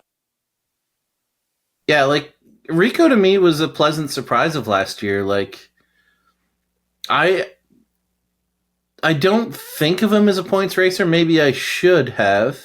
I probably should have, but to me, I thought he would be like one of those guys that racks up like 7 wins and runs like 4th in points. So I was really impressed he ran second. I think that's kind of the Ricky Warner effect. Like, I think Ricky just calmed him down as a driver a little bit, and got him in a different mentality. And I think this also has to do with how good that car is, because I feel like you don't have to drive the shit out of it when it's that good. You can kind of work different places on the racetrack. I mean, when's the last time you seen Rico like absolutely pounding the wall somewhere? Like he really didn't do that a lot last year. Like, he was moving around the racetrack, and I mean, I watched him at Port like idling the middle, and I'm like, what is this Rico? Like, Rico's been known to just pound the wall everywhere, and I think that's the Ricky Warner effect, in my opinion.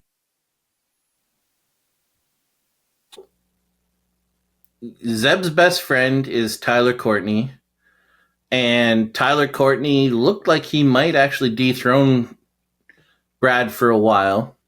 So obviously Zeb has a lot of connections with Tyler. So JJ, how do you think Tyler's going to do this year?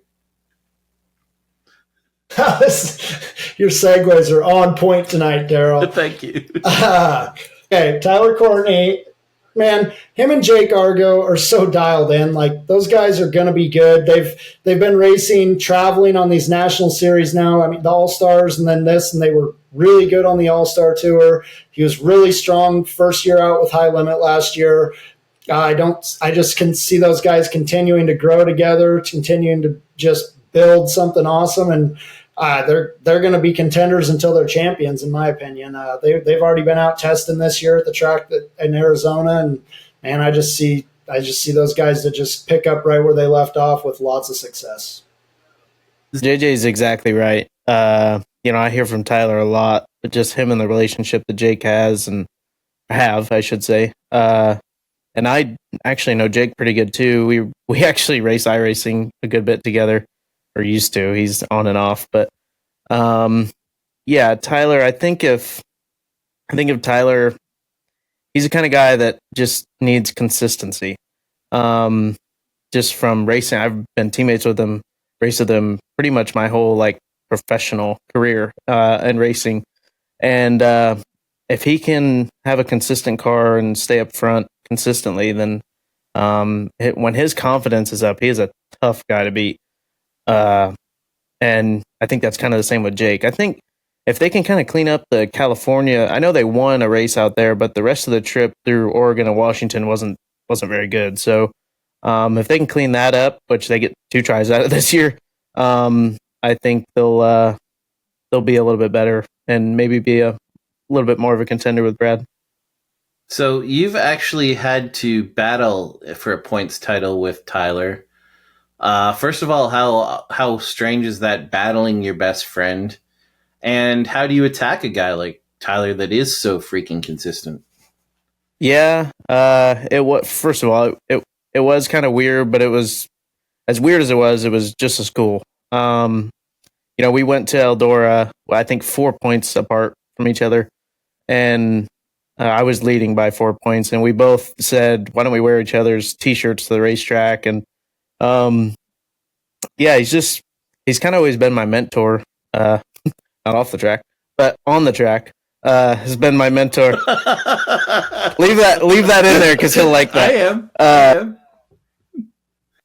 am. Tyler just kind of always showed me the ropes, and he's kind of the guy that's just been by my side since I've met him. When I was, I think I was 13 or 14, learning how to race a midget. So, that was a really cool experience, and I hate that people kind of try and take it away from me and say that I only won that championship because Tyler was out of the car there for however long.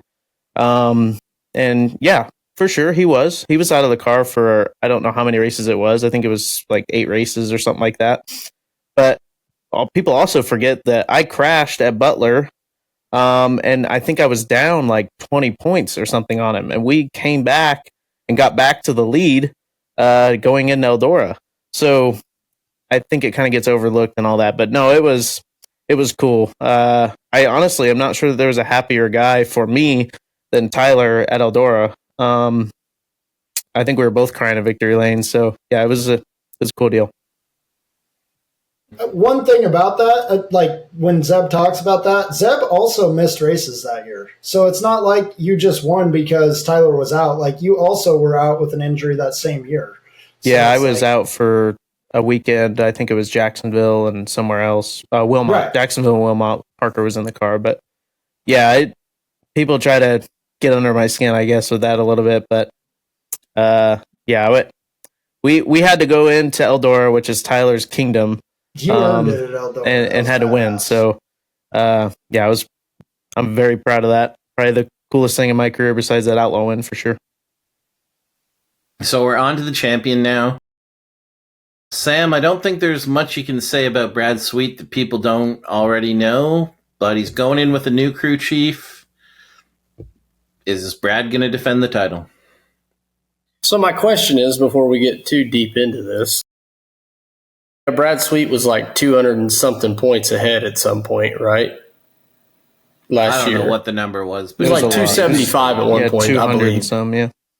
So I always remember Courtney running pretty solid throughout the year, and Rico obviously came from behind. But my question is, at what point did Courtney lose all these points to Brad?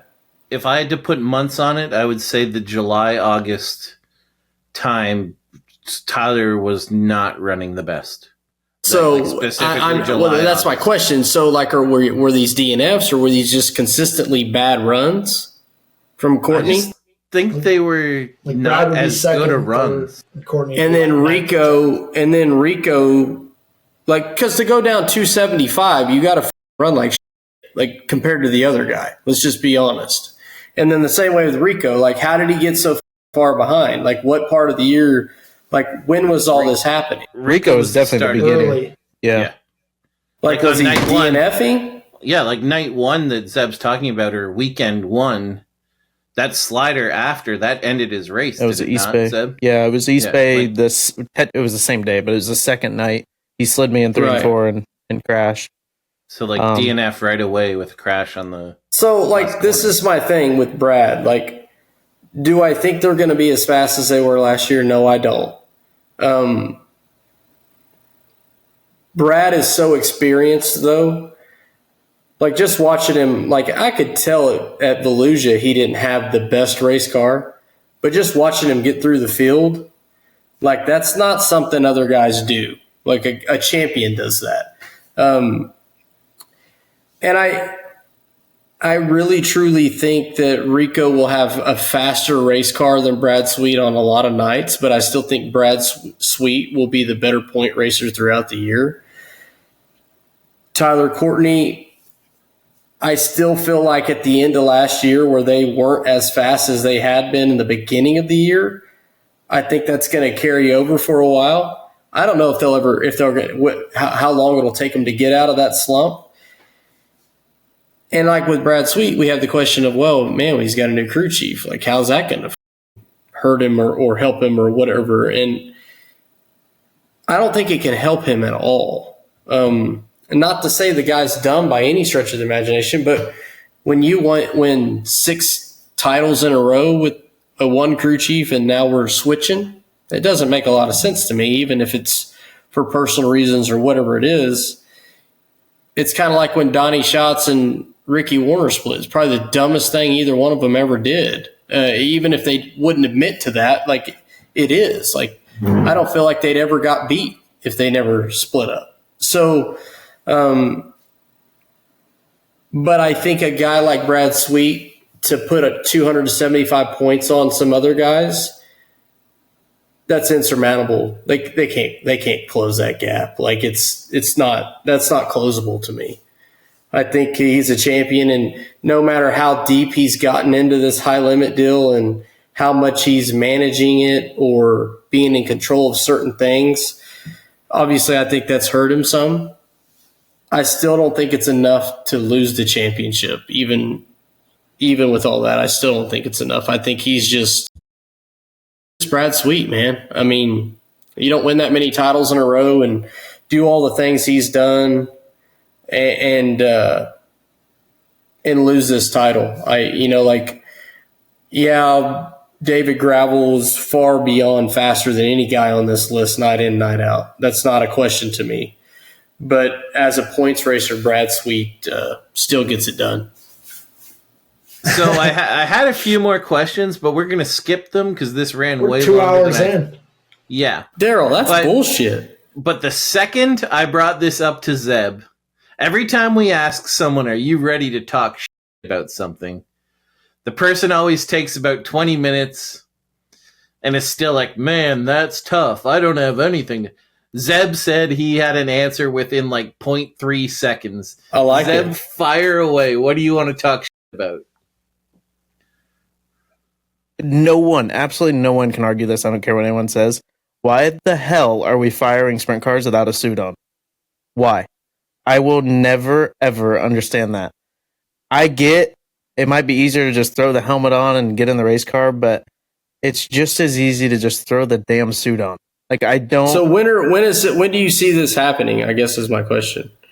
I just see it on videos all the time. People firing at the shop. They don't have suits on. JJ last week. All the time. And I'm saying, like, there's a lot of people Definitely that do it. you, Sam, and There's a ton of people. I always tell people last year. Go ahead. The two people on the screen with you 100% do that. I figured.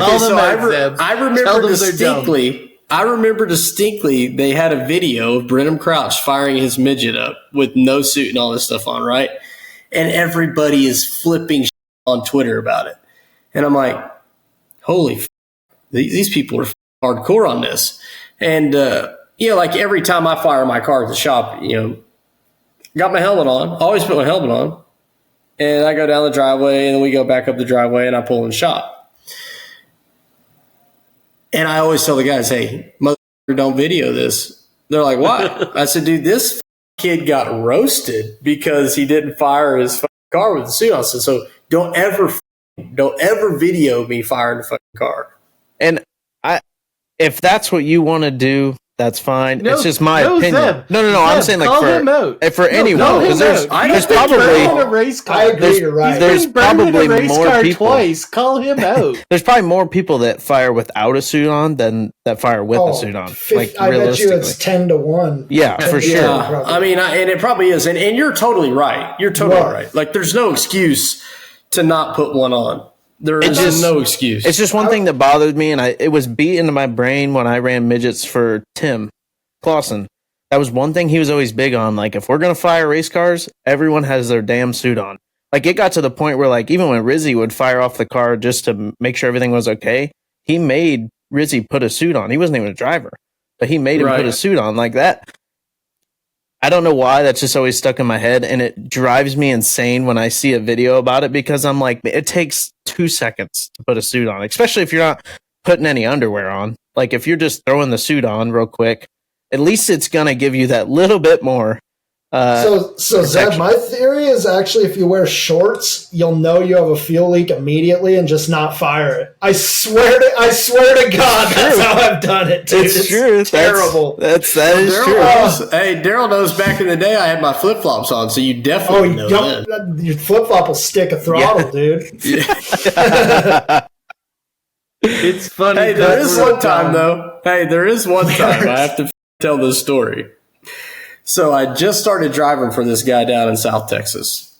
And at the time, I just started building my own engines. So I built this brand new 410. You had it on the dyno. Everything ran great. You put it in the car. Well, like building your own engines, you don't really pay attention to a lot of the small, detailed things that you think you should probably. Well, I forget, but we were on the dyno, and I thought, man, this thing's idling a little higher than I'd like it to. But, when we get in the car, we'll get it sorted out. We had this gravel drive. So we get the thing in there, and we start down the back, and it's probably like 2,500. So it's like, so I'm going to try to turn it. I'm going to try to turn in this gravel driveway. Well, he's got like a gate there. Well, the gate's open, and this when it hits the gravel, it ain't turning. So I head this post up. Boom, I hit this full 2,500 RPM. And I had my helmet on. No suit, but I had my helmet on. I was like, fuck my life. Like, And then, like, everybody always talks about, well, you got to have full gear. You need to have and then I think back about that day, and I'm like, there's a really good reason why we should have all this shit on. And that was one of them, man. I know if I wouldn't have had a helmet on, I'd have been knocked stupid.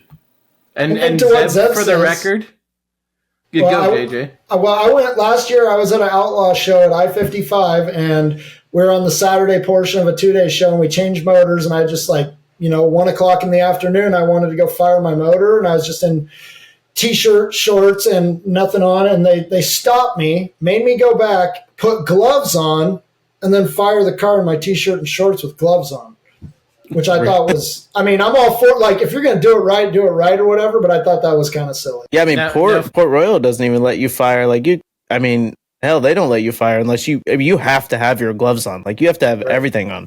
It's a great idea, man. I have a good buddy that got burned really bad just firing his car to go out and pack the track, and it's just, you're 100% right, Zeb, and I think that's probably a pretty good point. You're definitely calling me and Sam out. I just realized another one.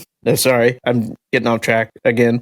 But firing without your seatbelts latched. I've seen a few guys do that. Man, what if that thing hangs a throttle? You're flying out of there. I fired a guy. Oh, man, don't even put this on the air. I got hit. No, I got hit in the pits. I was working on a super modified when I was a kid. And it was a guy who had never raced a super. It was his first night. Now y'all know what happened to Daryl. And the guy was firing it up, and it's Sandusky that come around like a U-turn. And he came around the U-turn and didn't expect the car to fire, and it fired. And it slammed into our car, which slammed into me. And I literally had a donut, you see on the side of NASCAR cars. After I had it on my leg, I had a tire donut on my leg from getting hit by the super modified that got hit by the super modified. That's crazy. From a guy How old were you, Daryl? I was 12, 11, 10, somewhere in there, probably 10ish. The best part is even after all this, I'm going to be with Sam at some track. Dude, I know. And Sam's going to be like, I want to fire this thing up. I just changed the motor. And I'll be like, don't you think you should put a suit on? And it'll be off, Daryl. Even now. Even now, it'll be like that. Guy's been burned by 2 fuel leaks. I think you've been burned, JJ, and you both don't wear suits for it. Most of the time it happens. You just never know. It's a good idea to wear a suit every time you're in the car. Yeah, I don't disagree with it. You're going to rant and rave about rock screens, but right. Suit. I wear my suit every time I race my car. Anytime you guys talk about safety, it's the first thing that comes to my mind. The first thing that comes to my mind. You're like, these safety idiots. Yeah, so then he's going to be like, they don't know shit about safety. Yeah. I wouldn't insure them. So, normally we try to ask a lot of questions of the drivers. We've obviously taken a ton of time. You're fine. I don't know if you guys have any questions, but one question I always wondered about was your BC 39 win. I always thought, when I think of a Zeb Wise win, that to me is the win. I watched you that night and just thought that was one of the most incredible performances I've seen, period. Could you kind of tell us about that race? And Sam and JJ, if you guys have any more questions for him, feel free to fire away after. Yeah, I remember that race like it was yesterday. It was probably it's in my top 3 probably of my career for sure. Yeah, I had it kind of everything thrown at me in that race. I had Kyle Larson breathing down my neck. We ended up getting together. Then my was bent. The drag link was smoked. I actually have a picture on my phone, but it was steering the rest of the race. And I think Christopher Bell was coming, and he ended up getting into the wall in the 3, and I don't know if he flipped or what. He almost flipped, I think.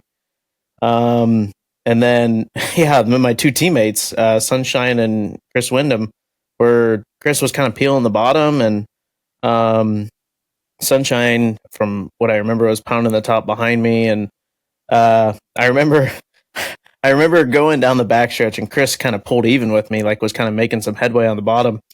And I remember thinking, okay, Chris Wyndham has got to be one of the best race car drivers in the country at running the bottom. And there is not a chance in hell with this bent up race car that I'm going to be able to run it better than him. So I'm just going to keep pounding the top and just hope I make it to the finish. And talk about probably the coolest victory lane situation I've ever been in. Like the 39 BC, winning the BC 39. It was just, I think it was storybook. I mean, the only thing that would have made it better is if I would have won the first one. But I won the Stoops Pursuit the first year, and then I won the BC 39 the second year. So yeah, it was a really cool night. I wanted to ask you about your outlaw win. So where was that one at? Port Royal. It was the Nittany Showdown. So like what? I guess obviously during that time you guys were hauling ass. So can you talk us through that night? Yeah. Actually, I had actually lost a lot of hope in the middle of the night. I knew the first night qualifying was weird. It was like kind of dirty and dusty. Just not Port. Like Port's always just typically, I mean, it's just pound the wall until later in the night and you can kind of move around. But the first night was real dusty and we ran like 18th. And Tyler kind of just went all through the car before the next day and just kind of went over everything to make sure everything was fine. So we went out. It was dry ass slick for qualifying, right on the fence. And I knew as soon as I saw that, I'm like, okay, we actually have a shot at this. Because I knew a lot of the outlaw guys hadn't really seen that there in the past couple of years. Because it rained the year before and whatever. So we ended up qualifying second, I think, to gravel, I want to say, or someone, I don't remember. And then in the heat race, I don't remember if I ran first or second, but I think we blew up. And we had to switch engines in between the heat race and the dash. And we were in a full-blown thrash. We were in such a thrash that I think it was the first engine change we had to do with the Ford. So that was already kind of a different situation that we hadn't been in. I went down to the dash draw, and Chase Rodman came up to me and we were changing engines that I could just like drive through. It was like a drive-through dash draw. I drove up in the quad, drew my pill, looked at it, threw it back, and left. And it ended up being the 2, I think. And then I beat Brad in the dash and started on the pole. And then, dude, you guys know how it is. When you're right, it don't matter what you do. Like, I could run top, middle, bottom. It was the first time, like, there that I felt like I could run it like Lance. Like, Lance can go anywhere he wants. Bottom, middle. I mean, he could probably run the top, even though he doesn't. But, I mean, it just didn't matter where I put my car. It just worked. And I was just stuck no matter where I went. And then I never thought I'd win a race there on the bottom. But I was peeling the inside wall there the last however many laps. And yeah, Tyler ended up finishing second too. So that was, of course, literally all of my big wins in my career, pretty much. Sunshine has ran second in. Eldora, he ran second. My outlaw win, he ran second. My first All-Star win, he ran second at Kokomo. 39. BC 39, he ran second. Like, we were talking about that the other day. Like, he's ran second all my big wins in my career. So, yeah, that was nuts. My car was just unbelievable that night for sure. So one story I'm not sure if we've ever told. Sam, could you talk about Roodine watching the night you won for him? What he was doing? See, Daryl, I was actually in the car, so I wouldn't to talk about this. You told me this. Roodine was so nervous, he stared at his feet for the whole freaking race. He made John Hager tell him what was going on. He didn't even watch the He race. said that exact same thing at Eldora for the championship. Yeah, that's what he told me. Yeah, he literally, in those big moments, he's so nervous, he just looks down, and then he looks up at, like, John Hager to see if John Hager's still happy. And if John Hager's still happy, he knows his car's leading, and he's still too nervous to keep watching. Yeah, it was cool. Because that was the first outlaw win for Kevin since Sam won. So, yeah it was pretty That's cool. Awesome. You were barely born when I won that thing. Was it? What year was it? No, I'm just kidding. 2011. Oh, okay. Yeah, then I was 9. Yeah. That's still pretty young. Yeah. I do have one last question for you, Zeb. When are we going to see you in a sprint car again? That's a question I'm wondering as well. I don't exactly know yet. I've worked on basically the same thing for, what is it, 5 months now, 4 months. And it's really just narrowing down to, what the car owner wants to do. And, I'm not sure. I have kind of two opportunities that I could, probably put together a decent little schedule, just pick and choose. But, I don't, I honestly don't know yet. But I'm sure you'll see me somewhere for sure. Is there anything in particular that you're looking for, like a certain type of ride? Is there anything you're not wanting to do? Like, what are you really kind of eyeing for right now? So honestly, when everything happened, I kind of told myself that I didn't really want to do a national tour again, at least not this year. Like we talked about earlier, just the mental beatdown you go through, and everything you have to hear from people can really wear on you. And I didn't want to do a national deal, and I just wanted the right situation with the right people where I could just pick and choose where we wanted to go. Not me, I shouldn't say me, but where me and the crew chief could decide, hey, we want to go here this night. Like, we're not bound to anything. We don't have any certain tracks we have to go to that we don't like. Let's just go to the places that, we feel like we can succeed, or our best shot at succeeding, and just go from there and just kind of enjoy it again, because the back half of that year, last year, was just brutal on, all spectrums. So, it's just it's a tough road to hoe. Look at Brock Zierfoss. Like, he talked about it on Wing Nation. I listened to it the other day. It's just sometimes you just got to reel it back and get your confidence back and go try again. And I think there's a lot of truth to that. And so, that was kind of my plan, is just try and find something that's pick and choose with a crew chief that I, really want to work with, and go from there. Yeah, I think, and that's good. I'm glad you said that, because, like, even for myself, I've ran on the road, I've done, whatever. And it's not just because I have a family now, but it is one of the main reasons I like doing what I do now, is because